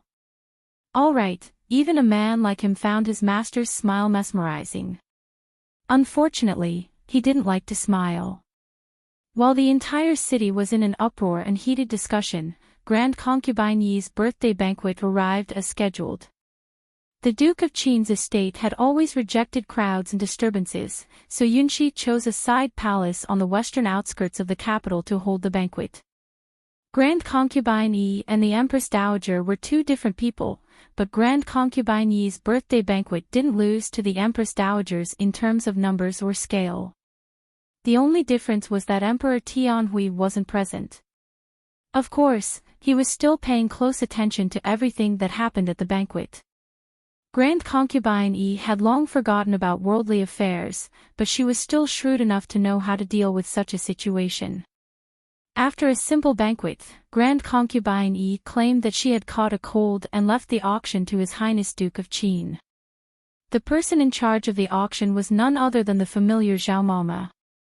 Han Yunxi sat with Long Fei Yi on the right side of the main stage, while Qin Wangrong sat first on the left, followed by the Crown Prince. Mu Qingwu sat next to the Crown Prince, while Mu Luyue wasn't the Crown Prince's consort yet, so she sat further back behind Mu Qingwu. After Zhao Mama said a bunch of pompous words, she promised that all proceeds from the bazaar would be made public. His Highness Duke of Qin would personally send people to deliver all the money to the victims as soon as possible. The righteous people naturally praised him, but there were also many people who were not listening. They were hoping to quickly take out the items for the charity auction. They had no choice but to spend money. They only hoped that there would be more choices and that it would be worth the money. Who would have thought that Granny Zhao would announce that there would only be 3 medicinal herbs in this auction? As soon as these words were spoken, the whole place went into an uproar. There were at least 100 people present, and they were only going to sell 3 medicinal herbs for charity. What was the Duke of Qin's manor trying to do? Long Fei Yi had thought that there would be a lot of things. He asked in a low voice, "Just 3. Your Highness, at least half of the people here are here for the sake of reputation. They don't really want to do good deeds. Why should I give them a chance to pretend to do good deeds and win a good reputation?" Han Yunxi asked seriously. After all, news of who had paid how much and what they had bought at today's bazaar had spread like wildfire. Everyone was talking about the bazaar, but how many of them had seriously considered the current situation in the disaster areas? Even if they had money, they wouldn't be able to buy any grain. Tianning country didn't have that much grain right now. Too much money was useless. Actually, Han Yunxi's main goal in holding this bazaar was to extort Long Tianma's money. Long Fei Yi looked at Han Yunxi for a while without saying a word. Instead, he took her hand and intertwined their fingers. Han Yunxi, who had been in high spirits and confident spirits, immediately lowered her head. Her lips split into a smile as sweet as honey. Although she had refused to hold hands like this in the poison sect's forbidden grounds, she really liked it now that the misunderstanding had been cleared up. Mu Liyue's gaze had been fixed on Long Fei Yi the entire time. Even though she was about to be married, she still couldn't forget the man she'd secretly loved since she was a child. Seeing their fingers intertwined, Mu Liyue hated Han Yunxi even more. She silently told herself that she had to do everything she could to help the Crown Prince. She had to make His Highness Duke of Qin see her value. The crowd began to make all sorts of guesses about the 3 items up for auction. How much money could these 3 medicinal ingredients raise from the bazaar? Could it be that these 3 ingredients were all priceless treasures? Many people thought back to Han Yunxi's family's medicine storehouse. Perhaps they really were top-notch ingredients. "Zhao Mama, let's begin. Take out the items," Han Yunxi said with a smile. Han Yunxi sat by Long Fei Yi's side, her fingers intertwined with his. Long Fei Yi didn't speak, but she did. She was like Long Fei Yi's spokesperson, acting like the mistress of the house. "Yes, esteemed Wang Fei." Zhao Mama beckoned with her finger, and a maidservant presented the first medicinal ingredient. It was placed on a plate covered with a red cloth, so no one could see what it was. Just as everyone was curious, Granny Zhao lifted the red cloth and saw that what lay on the plate was none other than an extremely ordinary Angelica. No one thought that this would happen. She actually took out an Angelica to auction. How much did she want to sell it for? Amidst everyone's whispers, Xiao Mama loudly said, "This is a 3-year-old Angelica. The starting price is 5,000 taels. 5,000 taels." Everyone was shocked once again. Even a 10-year-old Angelica wouldn't be worth 5,000 taels. How was this a bazaar? This was simply extortion. Long Fei didn't know what Han Yunxi had prepared, but judging from the curve of his mouth, he was very satisfied with the Angelica. Although everyone was very dissatisfied, the starting price for the first medicinal ingredient was already 5,000 taels. Who knew how high the following prices would be? One had to know that there were only 3 items for the bazaar. Even if they were late, they wouldn't be able to spend the money.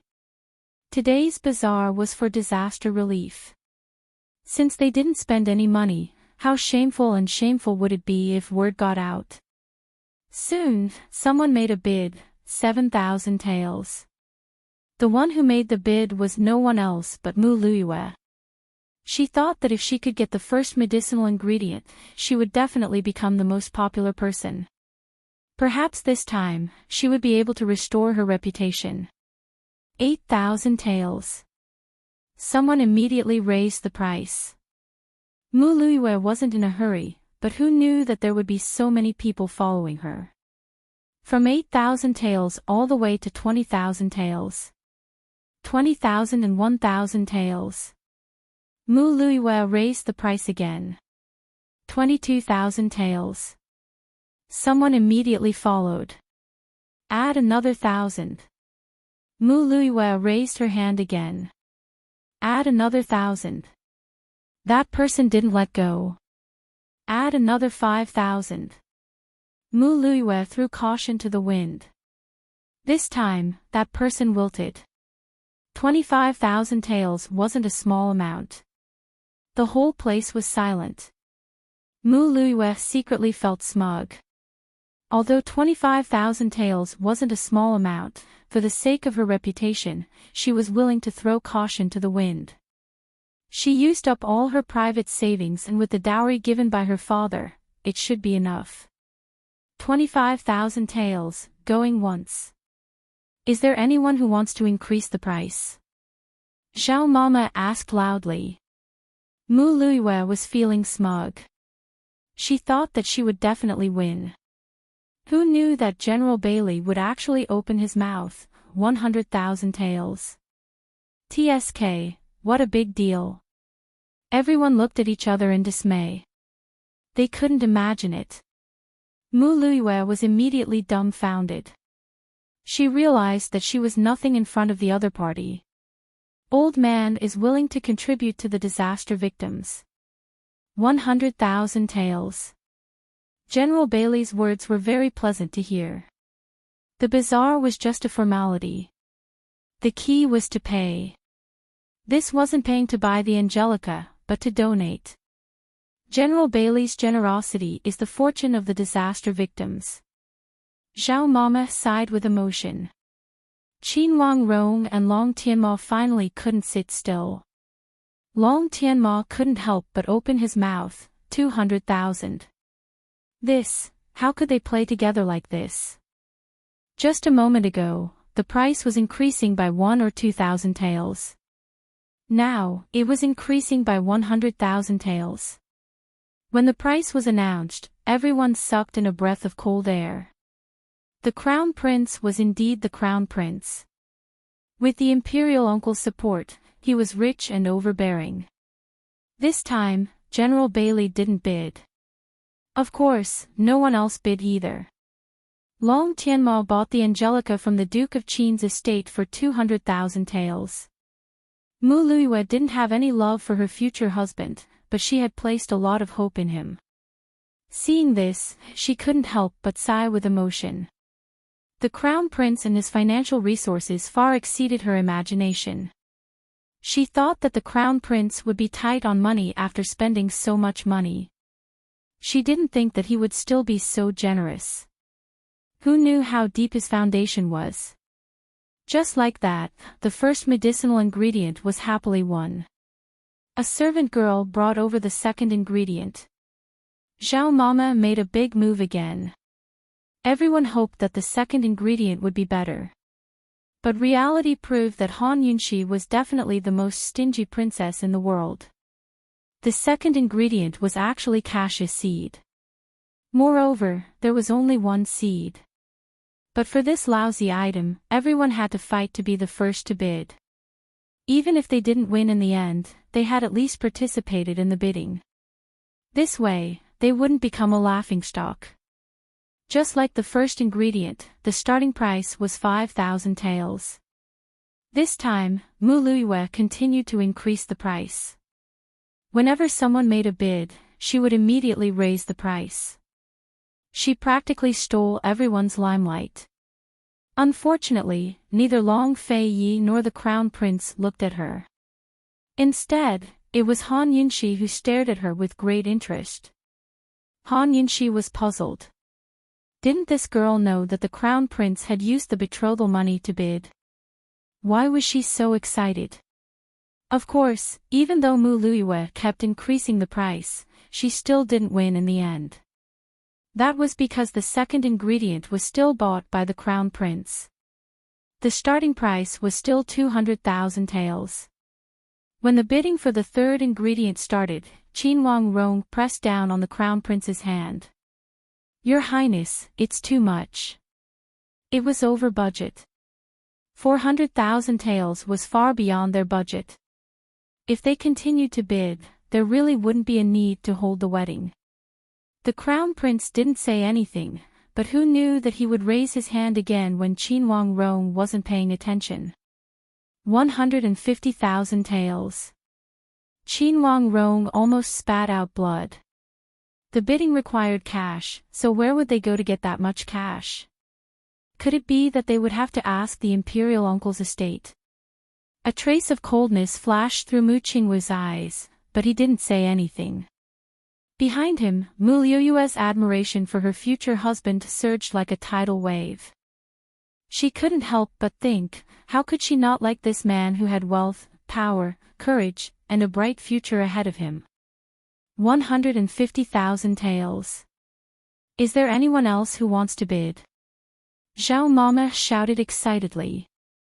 Would there be anyone else?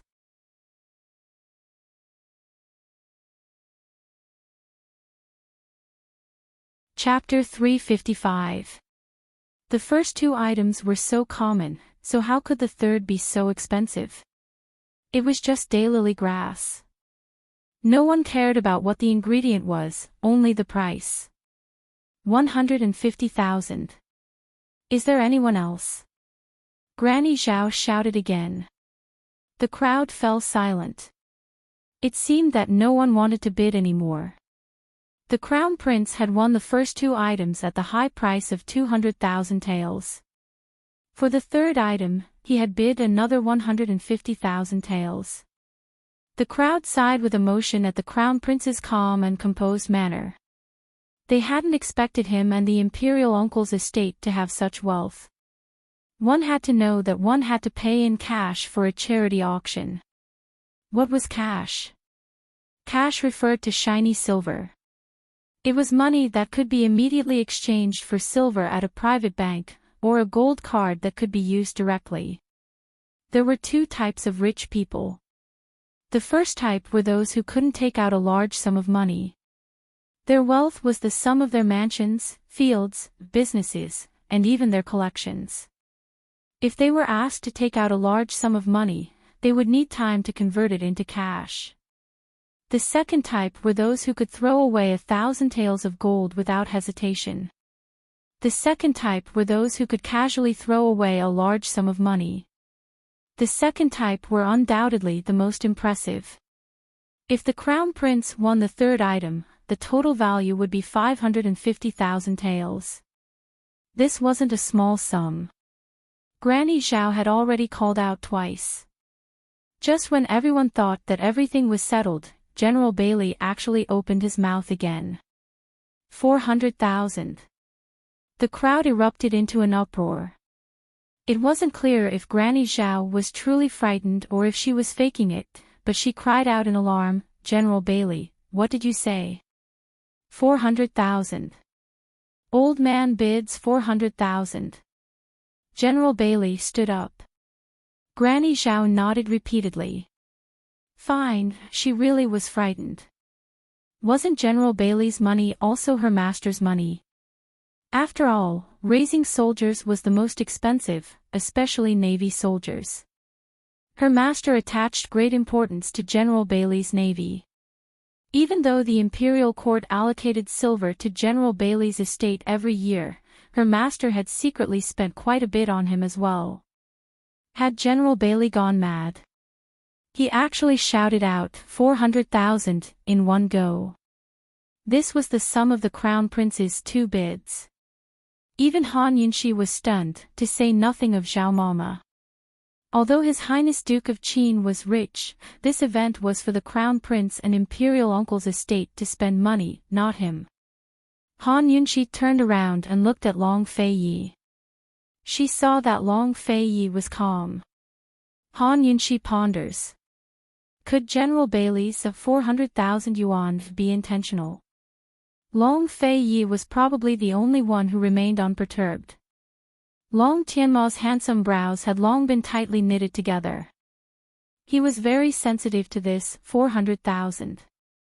General Bailey had offered this price for the last medicinal ingredient because he wanted to share the limelight with him. Before he came to the birthday banquet, he'd already told his imperial father that the Duke of Qin's estate had already won the hearts of the people by using the Grand Concubine's birthday banquet as a charity auction. Now that he'd come to the banquet, he had to win back all the goods and steal the limelight. Only then would he be able to suppress the Duke of Qin's estate and become the center of public opinion.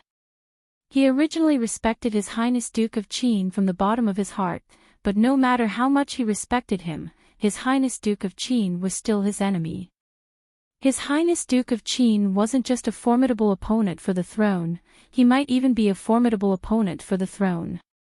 Under these circumstances, he had to stand on his imperial father's side. Even if he couldn't defeat his imperial father in the next few years, he could wait. His imperial father would eventually grow old. As long as he didn't encounter any major problems, he would be able to rightfully inherit the throne one day. However, His Highness Duke of Qin was different from his imperial father. His Highness Duke of Qin was too young. He was only 2 or 3 years older than him. This time, he didn't want to lose to the Duke of Qin's estate. Moreover, he had his own selfish motives. He had purposely overspent the imperial uncle's silver to win the hearts of the people. His imperial father was wary of the imperial uncle's estate, but he was also wary of them. Throughout history, there were many cases where relatives of the emperor interfered in politics and eunuchs monopolized power. So what if the imperial family was respected? There were far too many cases where they held the Son of Heaven in their hands and ordered his vassals around. He didn't want to be forced to listen to the imperial uncle's orders when he ascended the throne one day.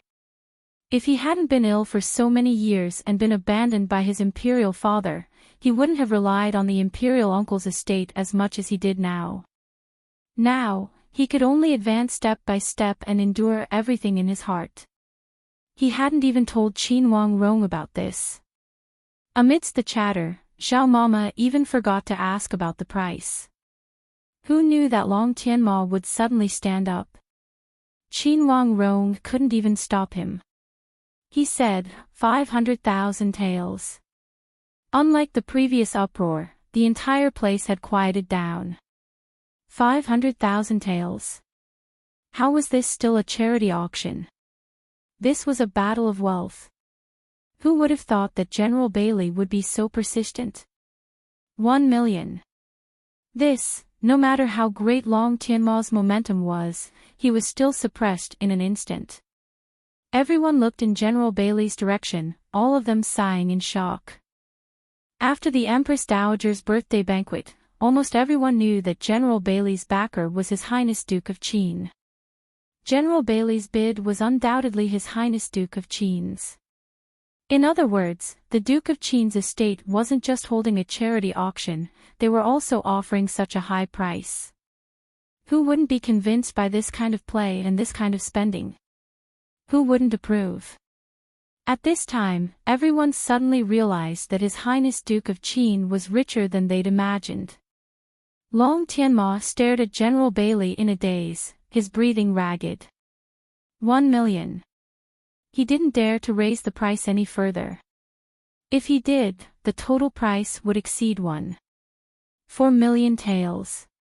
He had no choice but to consider whether the imperial uncle's estate could afford such a large sum of cash. One had to know that the rules of a charity auction were that the buyer had to pay half of the price up front and pay the rest within 10 days. If he couldn't come up with that much cash by then, he'd lose a lot of face. But he really wanted to raise the price even further. Han Yunxi, who'd been pondering General Bailey's actions this entire time, suddenly understood. She was certain that General Bailey didn't really want to bid, but was purposely raising the price to force Long Tianma to raise the price. Han Yunxi grinned craftily. Granny Zhao, what are you waiting for? Hit the hammer. Granny Zhao's mind was blank. She dumbly slammed the hammer down with a resounding clang. 1 million going once. Is there anyone else who wants to bid? The entire hall was silent. 1 million going twice. Anyone else? Granny Zhao shouted again. The hall was still silent. Only the sound of everyone's breathing could be heard. Long Tianma stood in place, holding his breath.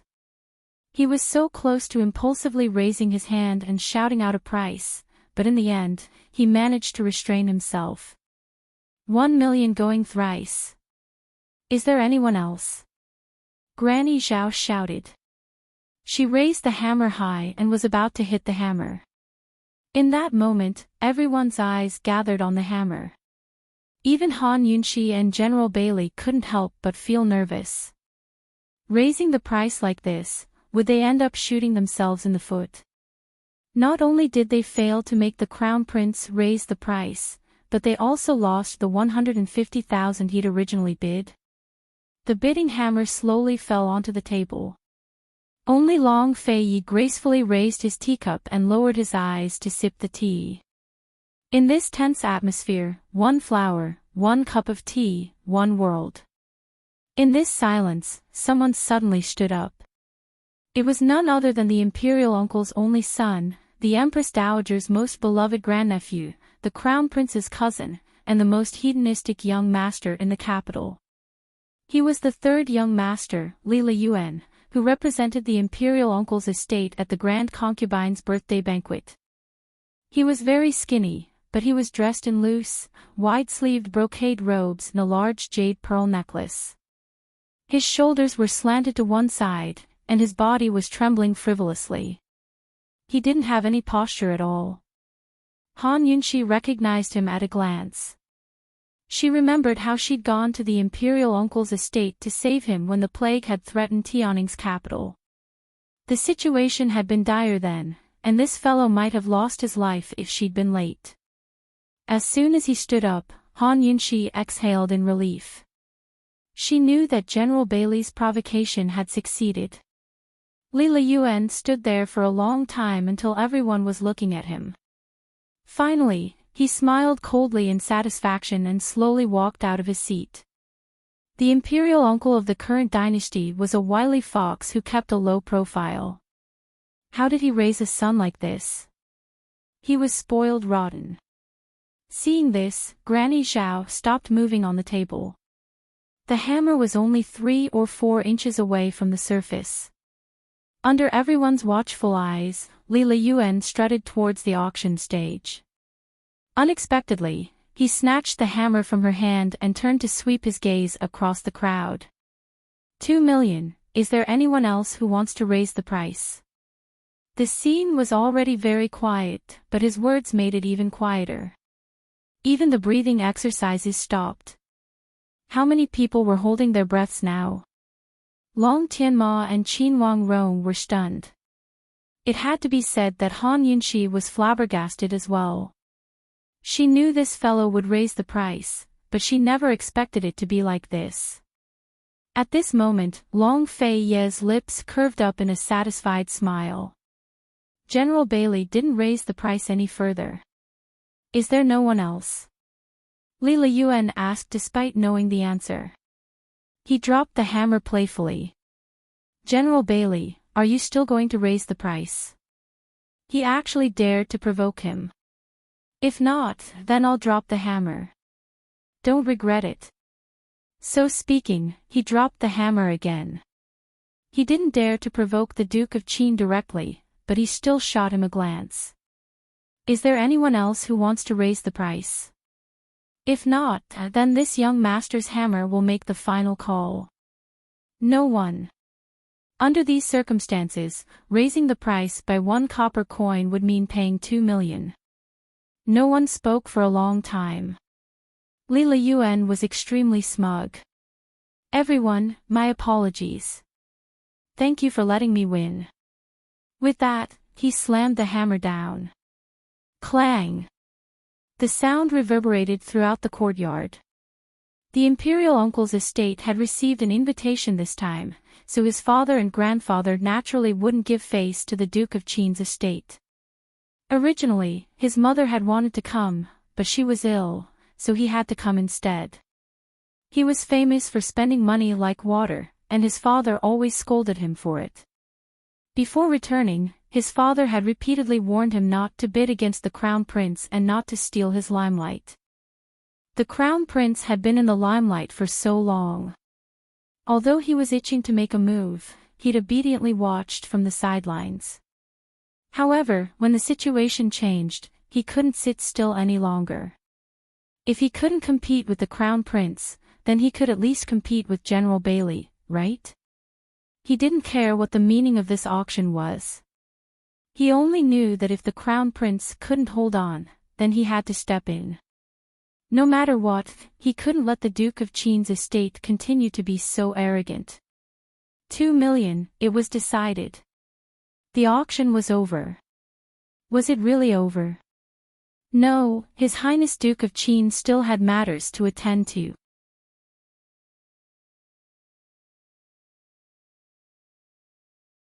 Chapter 356. With 3 strikes of the hammer, the third ingredient went to the imperial uncle's third young master, Li Liyuan, for a sky-high price of 2 million taels of silver. Now that all 3 ingredients had been sold, the auction should be over. No one expected it to end so quickly. It hadn't even been an hour yet. Li Liyuan swaggered back to his seat, still clueless as to what a stupid thing he'd just done. But there were plenty of smart people present, so most of them had already realized what had happened. General Bailey hadn't really wanted to bid, but had raised the price on purpose. Without General Bailey's meddling, the third ingredient would have gone to the Crown Prince for 150,000 taels. But General Bailey's bid and Li Liyuan's idiocy meant that the imperial uncle's estate had to fork out an extra 1,850,000 taels. 1,800,000 taels of silver was no small sum. Would the imperial uncle die of anger if he heard the news? In any case, there were those who rejoiced, while others were worried. Li Liyuan didn't think much of it. He knew his father was rich, but he wasn't sure how much. He should be able to afford it. Long Tianma and Qin Wangrong's faces had both turned white. Mu Qingwu wanted to laugh, but he forced himself not to. Behind him, Mu Luiyue had long been stupefied by the sight. She couldn't help but wonder if the imperial uncle's estate was really that rich. Many people stole glances at His Highness Duke of Qin, who was leisurely sipping his tea, and couldn't help but shiver. General Bailey's actions were all incited by this cold-faced duke. The calmest man present was the scariest of all. Your Highness is brilliant. Han Yunxi murmured. She only wanted to swindle the imperial uncle's estate for a few 100,000 taels, but Long Feiyi had doubled the price for her. Long Feiyi leisurely poured her a cup of tea without a word. Zhao Mama was already grinning from ear to ear. She was about to announce the end of the auction when a loud voice came from outside the courtyard. Esteemed Empress Dowager has arrived. That's right, Empress Dowager Li had arrived. Aside from the previous emperor and the current one, she'd never deigned to attend anyone's birthday banquets. She'd never do that to an archenemy like Grand Concubine Yi. However, the birthday banquet this time was different. The situation was also different. She had no choice but to come. Of course, she had to put on airs. She was late. Although she was late, she had calculated the time. After the vegetarian banquet was the auction for charity. She wanted to bid for at least 10 medicinal herbs in the auction. She came at this time, neither too early nor too late. She could bid for something and express her feelings to the people in the disaster area. Then, she could return to the palace after drinking a few cups of tea. Everyone looked at the gate of the courtyard and saw the Empress Dowager dressed casually with only 2 or 3 palace maids. Long live the Empress Dowager! Everyone stood up and bowed. Empress Dowager Li had her usual benevolent smile. You may dispense with the formalities. Everyone dispense with the formalities. Everyone stood up. They were all very puzzled. The news couldn't have spread so quickly. The Empress Dowager definitely didn't come because Li Liyuan had offered such a high price. However, the auction was already over. What was she doing here? The Empress Dowager gracefully sat down at the head seat next to Qin Wangrong. She glanced at Zhao Mama on the auction stage. Continue. As she spoke, she turned to Qin Wangrong and whispered, Did you bid? Unexpectedly, Li Liyuan smiled and said, Great Aunt, the auction ended long ago. The Empress Dowager was immediately embarrassed. It ended. How was that possible? The quiet atmosphere made the Empress Dowager even more embarrassed. She coughed a few times and asked Qin Wangrong in a low voice, What happened? Qin Wangrong didn't know what to say. In the end, he concisely told the Empress Dowager everything that had happened in less than an hour. Instantly, the Empress Dowager couldn't care less about embarrassment. Her first reaction was to glare angrily at Li Liyuan. If it weren't for the fact that everyone was watching, she would definitely beat this bastard to death with her own hands. The imperial uncle's estate couldn't immediately take out 2 million in cash. How could it be like this? Why are there only 3 items? The Empress Dowager asked in a low voice, anxious. What could Qin Wangrong say? He could only ask Han Yunxi this question. Imperial Grandmother, what do we do now? We have to pay at least 1,200,000 in cash first. Long Tianma couldn't help but speak up. He was here to steal the limelight as a representative of the royalist faction. He couldn't come here to embarrass himself. The Empress Dowager was so angry that she felt unwell. Her face paled considerably, but she pretended to be calm and smiled. It seems that Aijia has arrived late. As she dealt with the situation, she quietly ordered, Hurry and send someone to the imperial uncle's estate. Have him think of a solution. She really couldn't think of a solution. Even if she deducted all of the harem's allowance for this month's expenses and cosmetics, she still couldn't afford to withhold such a large sum. The national treasury had been tight for several years now, and the harem's welfare had long since declined. In order to keep up appearances, she had to fork out quite a bit of her own private savings for the birthday banquet. Based on her understanding of the imperial uncle's estate, even if the estate didn't have enough cash, the imperial uncle would still be able to think of a solution. I sent someone over a long time ago. They probably haven't arrived yet, Qin Wangrong replied in a low voice. The side palace in the suburbs was still a bit far from the center of the imperial capital. Otherwise, the Empress Dowager would have received the news long ago and wouldn't have embarrassed herself like this. It's good that they've gone. Don't worry, the imperial uncle will definitely scrape together the silver. So speaking, she leisurely picked up a cup of tea and asked, Duke of Qin, where's your Mufei? Why isn't the birthday star anywhere? Although she was getting on in years and often muddle-headed from lack of sleep, she had experienced her fair share of trials and tribulations. Under the watchful eyes of the crowd, the Empress Dowager could still hold her ground. In public, she couldn't afford to lose the support of the imperial faction. In private, she'd suffered a severe setback at Han Yunxi's hands not too long ago. Even if she had to pay over 2 million taels for this charity auction, she had to fight for her dignity and prevent the Duke of Qin's estate from getting their way. Mufei caught a cold and has already returned to the estate. If esteemed Empress Dowager misses her, you can come to the estate. Long Fei Yi was never polite with his words. How could the Empress Dowager really go to the Duke of Qin's estate to visit Grand Concubine Yi? Still, her face was full of concern. How could you be so careless? Have you called for an imperial physician? Wasn't that obvious? If she was sick, she'd naturally call for an imperial physician. The Empress Dowager was clearly stalling for time, but Han Yunxi wasn't that patient. She was anxious to force the Empress Dowager and Lila Yuan to hand over the silver. However, just as she was about to urge Xiao Mama to end the auction, Long Fei Yi stopped her. There's no rush. No rush. What else does this guy want? Is there anything else he can do? The auction was a complete success. It couldn't have been worse. Han Yunxi couldn't think of anything else Long Fei Yi wanted, but she was more than willing to wait patiently. Long Fei Yi didn't pay much attention to the Empress Dowager.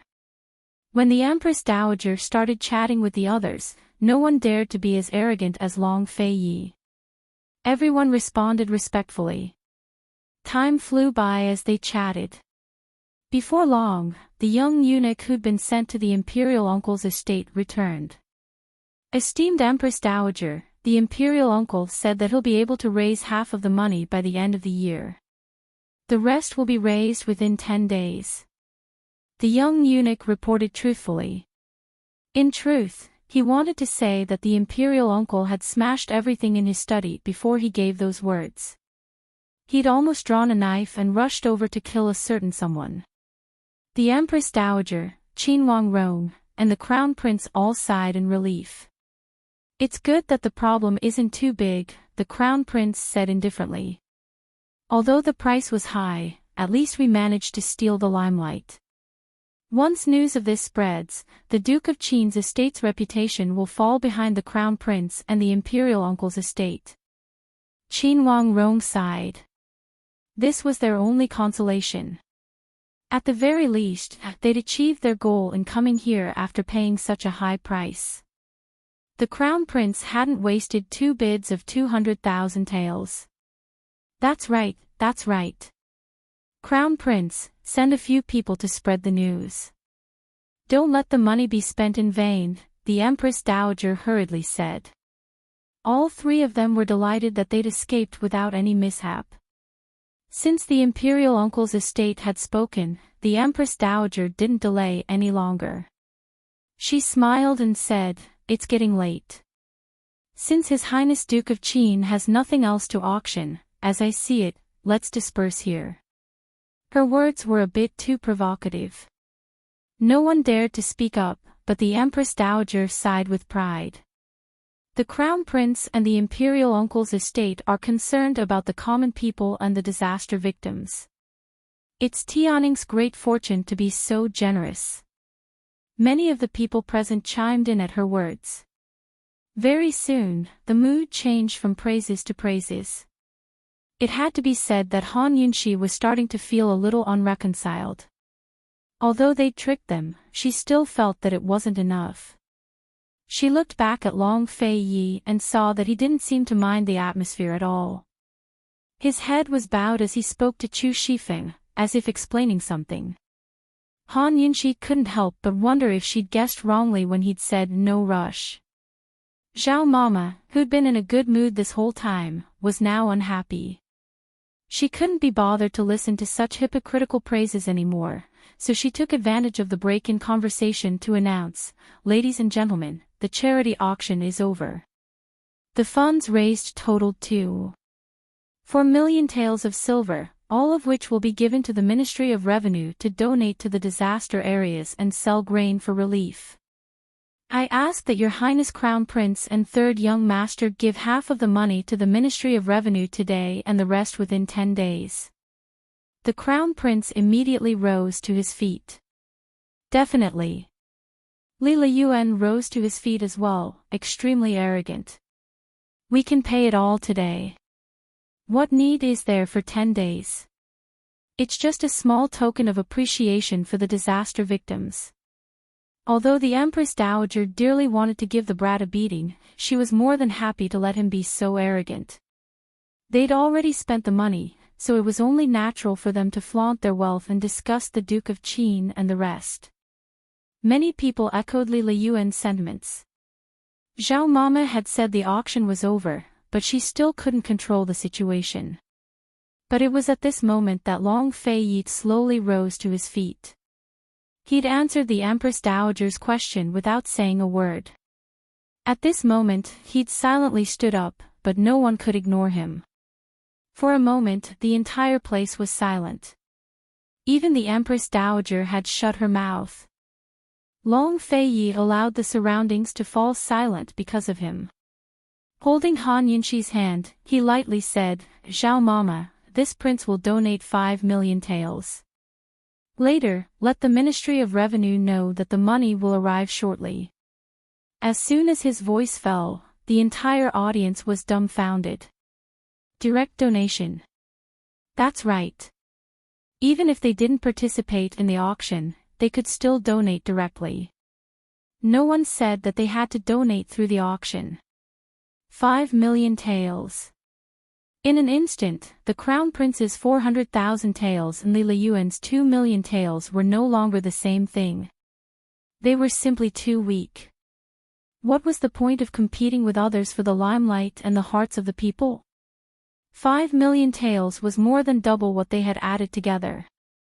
Moreover, they hadn't been forced to bid again and again. They'd generously donated it. What was domineering? What was generosity? What was wealth? What was affection for the people? What was benefit for the people? What was this? The imperial uncle's estate had spent such a large sum of money, but in the end, they still didn't manage to steal the limelight from the disaster relief. This was truly a scam to the end. Han Yunxi only recovered after a long while. She couldn't help but snicker, "Your Highness, you're so evil." Long Fei Ye's lips curved into a faint smile. Holding her hand, he turned around and left, leaving behind a legendary back view. The auction for the charity auction had finally come to an end. The Empress Dowager and the Crown Prince's expressions.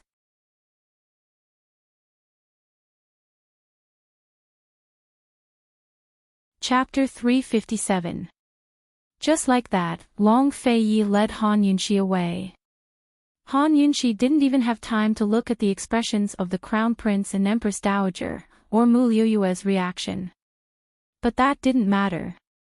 Zhao Mama would take a good look on her esteemed Wang Fei's behalf before returning to report back.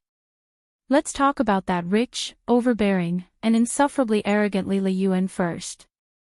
He'd always thought that his family was the richest in Tianning, but now he realized that wasn't the case. He still didn't know the severity of the situation. As he watched His Highness Duke of Qin's departing figure, he sighed inwardly. How he wished he could be as extravagant as His Highness Duke of Qin. Unfortunately, even a silk pants like him felt that throwing away 5 million taels was too extravagant. Even the current emperor hadn't been so generous. As for the esteemed Empress Dowager, her mouth hadn't even closed yet.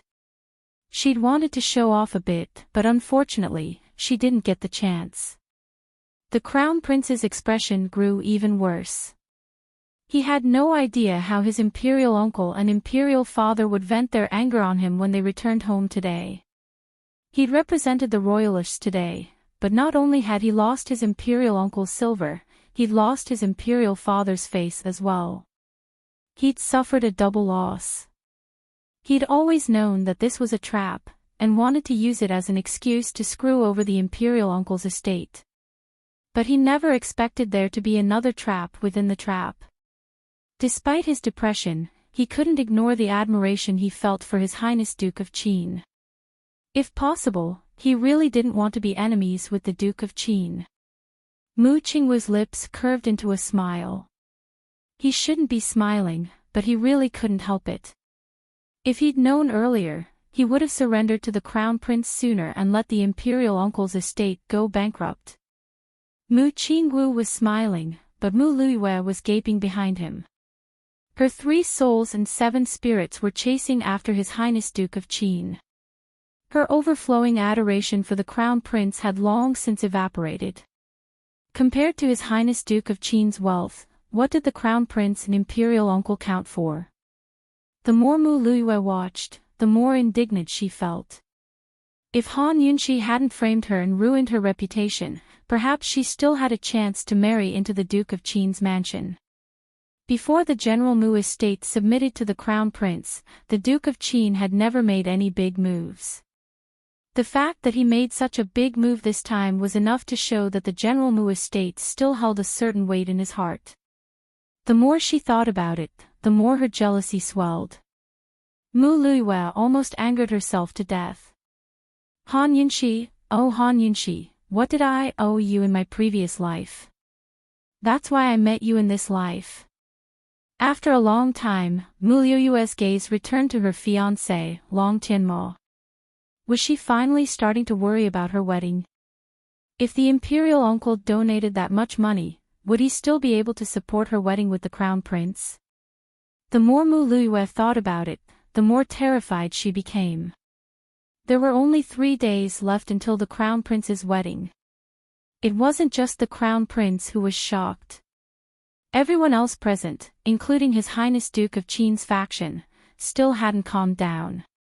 No one knew that His Highness Duke of Qin's wealth could rival an entire nation.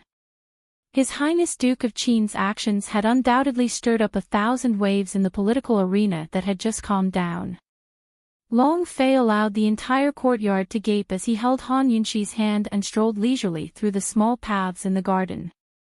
Although Han Yunxi liked the feeling of being led on a quiet stroll by this man's hand, she preferred talking to him. Your Highness, where did you get all this money? Fine, Han Yunxi was curious as well. Since everyone else was curious about this, she'd be the one to ask. It's a secret, Long Fei Yi replied offhandedly. Can I know? Han Yunxi asked timidly. If you knew, would it still be a secret? Long Fei Yi retorted. Han Yunxi was so eloquent that she didn't know how to answer him for a moment. If she answered no, then Long Fei Yi definitely wouldn't tell her. She thought for a moment, then replied, could it be that Your Highness is the only one who knows about this? Long Fei Yi seemed to be in a good mood as he led Han Yunxi to a nearby pergola to sit down. He nodded. This prince is the only one who knows. Han Yunxi immediately seized the opportunity to express her sincerity. This concubine is willing to keep this secret with Your Highness. Long Fei Yi raised his brows as he looked at her, his gaze deep and unfathomable. Your Highness doesn't believe this concubine? Han Yunxi asked again. Han Yunxi, Long Fei Yi seemed to hesitate and didn't continue for a long time.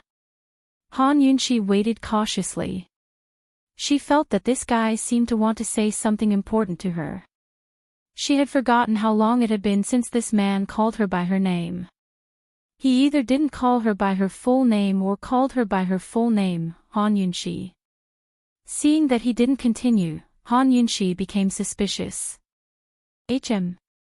Long Fei Yi finally spoke.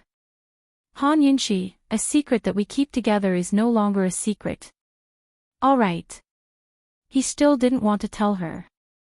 Han Yunxi was a little disappointed.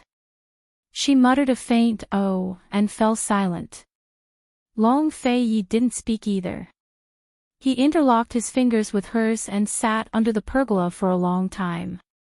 Before he got up, he suddenly reached out and rubbed Han Yunxi's bangs lovingly.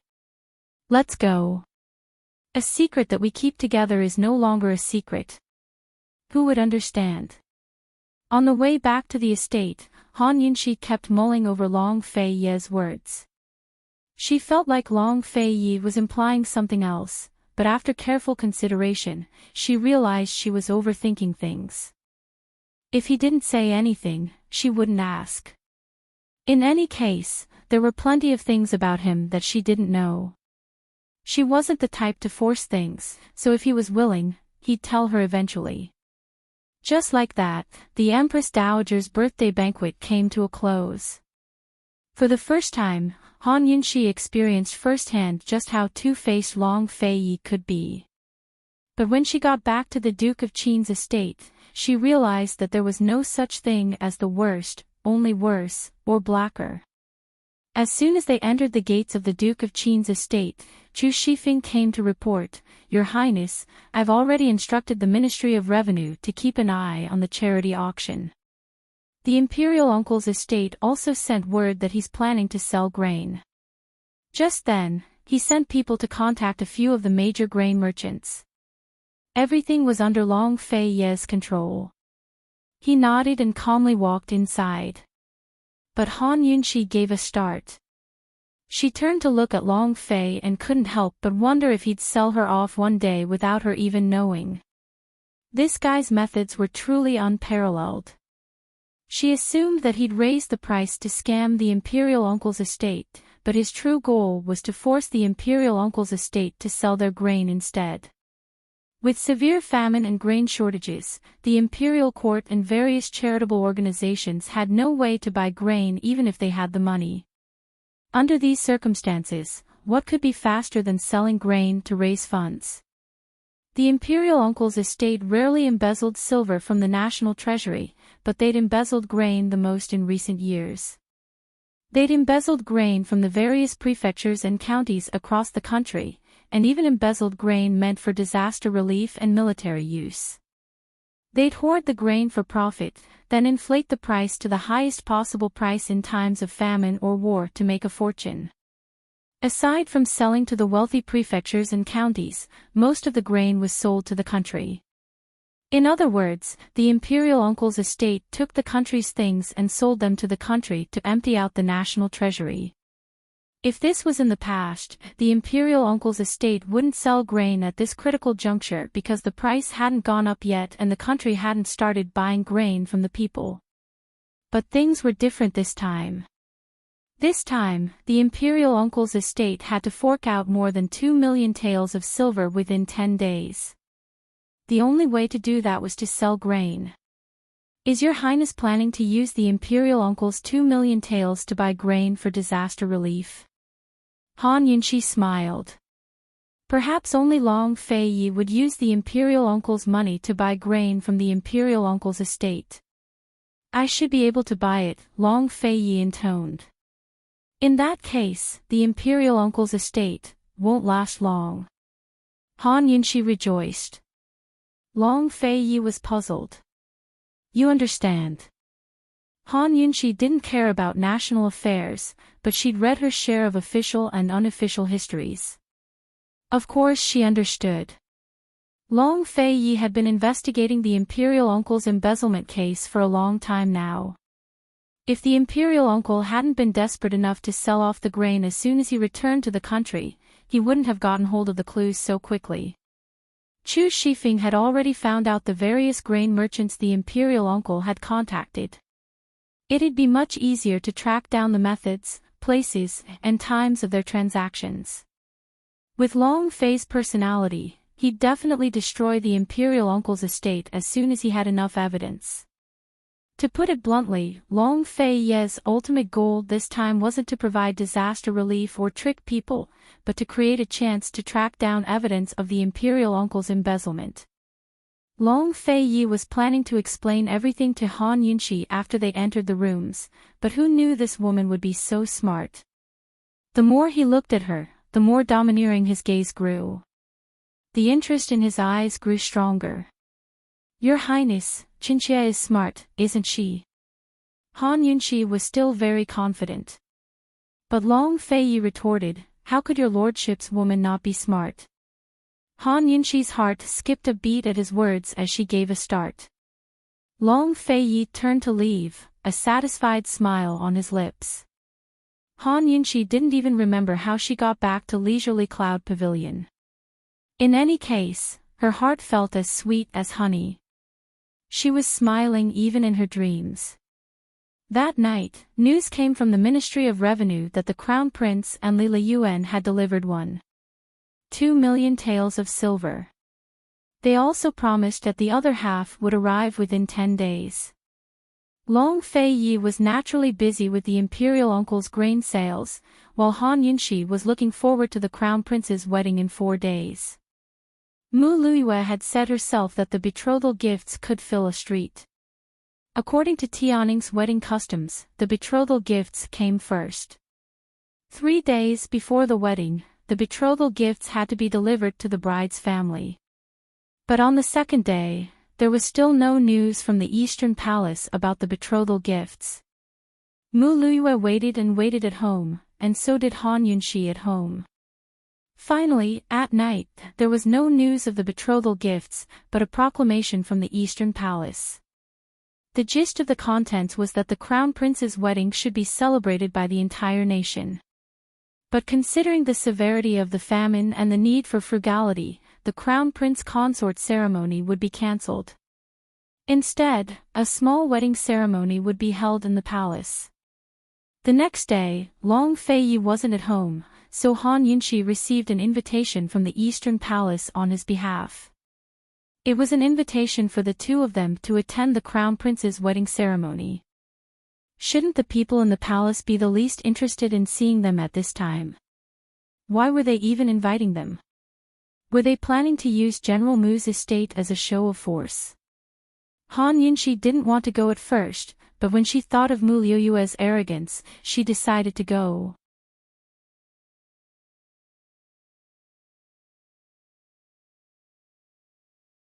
Chapter 358. 3 days later, the Crown Prince's wedding arrived as scheduled. Chu Shifeng said that His Highness Duke of Qin was personally investigating the grain merchant's dealings with the imperial uncle's estate, so he might not be able to make it back to the capital in time. Normally, Han Yunshi didn't like going to the palace when Long Feiyi wasn't around, but she was very interested this time. She wasn't the type to hide behind a man's back and do nothing, much less hide behind a man's back as soon as she had someone to rely on. She was a woman who could fight side by side with a man. Even if Long Feiyi wasn't around, she still had the guts to enter the palace. But just as she and Zhao Mama were about to climb into the carriage, Long Feiyi hurried back. Your Highness, I thought you weren't coming. Han Yunshi was surprised. Long Feiyi glanced at the carriage, his tone cold. Your lordship thought you'd wait. So it's my fault. Han Yunshi was thrilled and quickly said, Your Highness, then Chinchia will wait for you in the future. Long Feiyi looked at Han Yunshi's smiling eyes and looked away in a fluster. Instead of answering her question, he said cold, Get on the carriage. Han Yunshi's eyes flashed craftily before she followed him. Zhao Mama was the last to get on the carriage, sighing inwardly. Why does it feel like esteemed Wang Fei is flirting with His Highness Duke of Qin? If esteemed Wang Fei went out alone, Zhao Mama would sit with her in the carriage. But if His Highness Duke of Qin was present, Zhao Mama would obediently sit with the driver. The journey from the Duke of Qin's estate to the imperial palace took them through the busiest streets of the capital. As the carriage slowly moved forward, Han Yunshi leaned against the window sill to look out. They had to pass through the Duke of Qin's estate on the way to General Mu's estate. No other estate in the capital was closer to the imperial palace than that. Han Yunshi had asked around for the auspicious time for the wedding. The Crown Prince should be here by now. But there didn't seem to be any movement on the streets. Puzzled, Han Yunshi began to look around. Long Fei Yi was leaning lazily at the side. Seeing this, he asked casually, "What are you looking at?" Han Yunqi replied as she watched, "Welcome the bride. The crown prince should be leaving the palace now." Obviously, Long Fei Yi was not interested. Han Yunqi was quiet for a while, but she suddenly turned around and smiled. "Your Highness, I actually wanted to wait for you, but after calculating the time of the wedding, I decided to leave first." Long Fei Yi then asked indifferently, "What's there to see?" In his impression, this woman was not someone who liked to join in the fun. Han Yunqi was about to answer, but she thought better of it. She also felt that there was nothing to see in the wedding ceremony. However, Mu Luiyue was so provocative and showing off. How could she not take a good look? Jealousy, comparison, showing off between women were all very boring behavior in the eyes of men. Han Yunqi thought that the busy Long Fei Yi should be too lazy to listen to these things, right? Moreover, she wasn't someone who liked to complain. She smiled and said, "I just want to see how everything can be simplified." Unexpectedly, Zhao Mama's voice suddenly came from outside.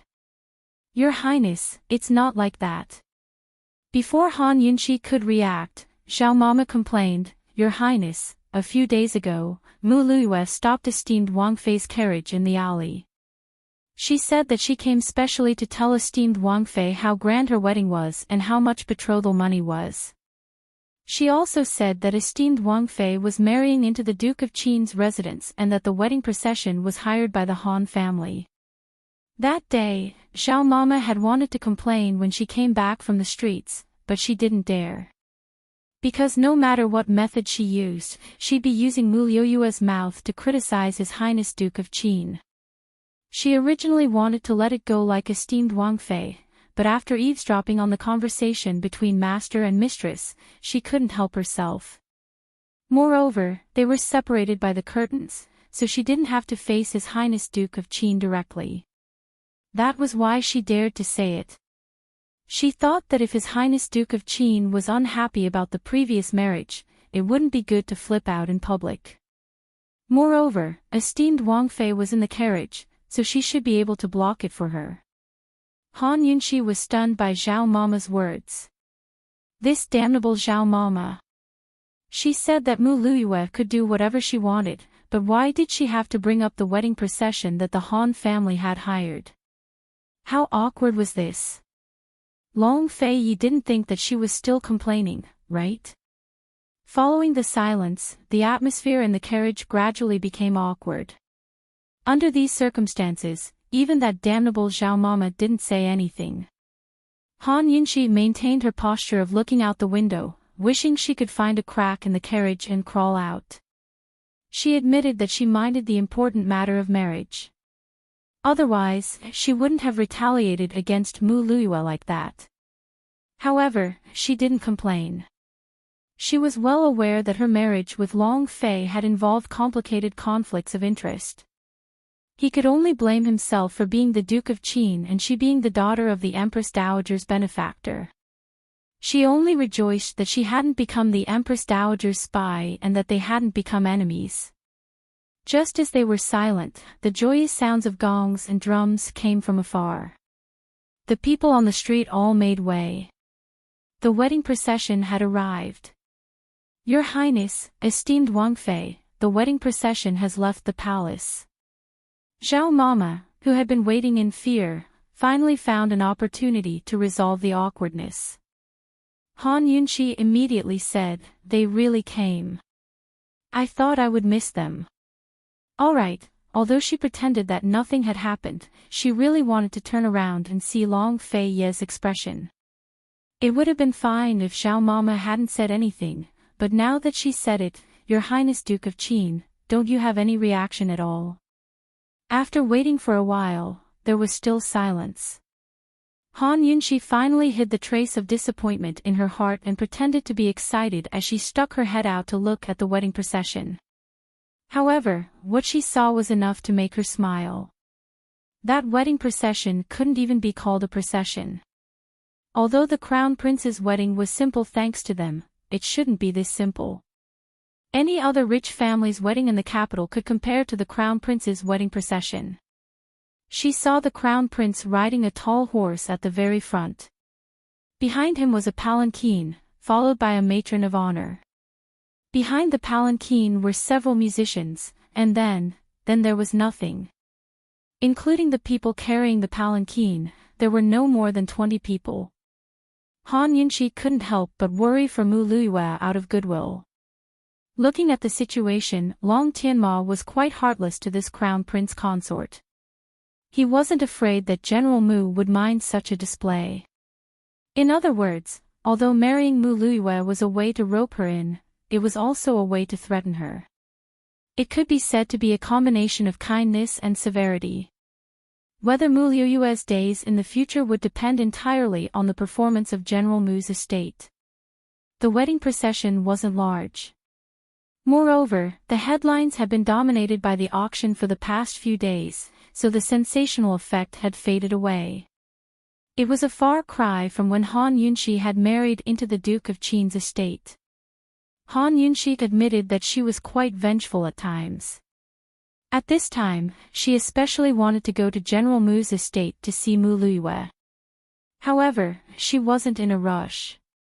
She would definitely see her in the palace later. Long Fei Yi didn't make a sound the entire time. Han Yunshi leaned against the window the entire time. Outside, Zhao Mama had her ear pressed against the carriage curtain, but she didn't hear anything else. Very quickly, they arrived at the palace gates and got off the palanquin. Han Yunshi was in a rush to get off the palanquin, but Long Fei Yi pulled her back. He silently got off first and then personally reached out to help her. What did this guy mean? Did he think that what had just happened didn't happen? All right, Han Yunshi admitted that she was still brooding over what she had just said. She put her hand on Long Fei Ye's hand and lowered her head to get off the carriage. She was absent-minded. Who would have thought that Long Fei Yi would indifferently say without any warning, "The marriage, your revenge was very beautiful." Ah. Han Yunshi suddenly raised her head to look. In a moment of carelessness, her foot missed a step and her entire body immediately sank into the side of the carriage. Long Fei hastily wrapped his arms around her slender waist and lifted her off the carriage. Han Yunshi didn't do it on purpose. In her panic, her hands naturally wrapped around Long Fei Ye's neck. If Long Fei Yi hugged her and spun her around, this scene would definitely be extremely beautiful. Long Fei Yi didn't do so, but this scene still attracted countless onlookers. Not to mention Granny Zhao and the coachman, all the guards at the palace gates all looked over. Long Fei Yi could only look up at Han Yunshi, and Han Yunshi could only look down at him. This was truly the first time in their lives. Long Fei Yi was looking up at a woman for the first time, and Han Yunshi was looking down at the Prince Lang for the first time. Needless to say, they seemed to be quite used to this view. The two hugged and looked at each other in silence for a long time. If no one disturbed them, Han Yunshi would probably continue to look at Long Fei Yi like this until the Crown Prince's wedding procession returned. But Long Fei quickly recovered his wits. He didn't say a word, but simply picked Han Yunshi up in a princess carry and walked forward. Granny Zhao was dumbfounded. Wasn't her master always conservative when it came to matters between men and women? He would even get angry when esteemed Wang Fei took off his socks, but now he was doing this in front of so many people, Your Highness Duke of Qin, esteemed Wang Fei, is it really okay for the two of you to show off your love at the palace gates on the Crown Prince's wedding day? It was fine if Long Fei Yi was domineering, but Han Yunshi didn't react at all. Instead, she enjoyed being hugged by him. She looked at Long Fei Yi with unconcealed joy in her eyes. She wouldn't die if she admitted that she liked being hugged by him like this. She just liked it very much. What wedding was this? It was all in the past. She, Han Yunshi, had always only enjoyed the present and only looked forward. Han Yunxi felt relieved. However, after Long Feiyi carried her into the sedan chair, he whispered in her ear, "Han Yunxi, this prince will remember this." Long Feiyi had already stepped out of the sedan chair when he felt the familiar warmth in his ear. What did he remember? The sedan chairs rose and entered the palace one after the other. No one saw a man dressed in white standing by the palace walls, watching Long Feiyi and the others. Even though he was wearing a white mask, it couldn't hide his elegant temperament. His eyes were clear, but they revealed traces of weakness and exhaustion. He only turned and left when the sedan chair disappeared from the palace gates. You're tuning into the LoveLore Library YouTube channel. We're so grateful for your support, and don't forget to subscribe to join us on this incredible journey through captivating stories. Your generosity through donations truly makes a world of difference, as it's the primary source of revenue that allows me to expand and enhance this channel for you. Thank you from the bottom of my heart for being a part of this adventure.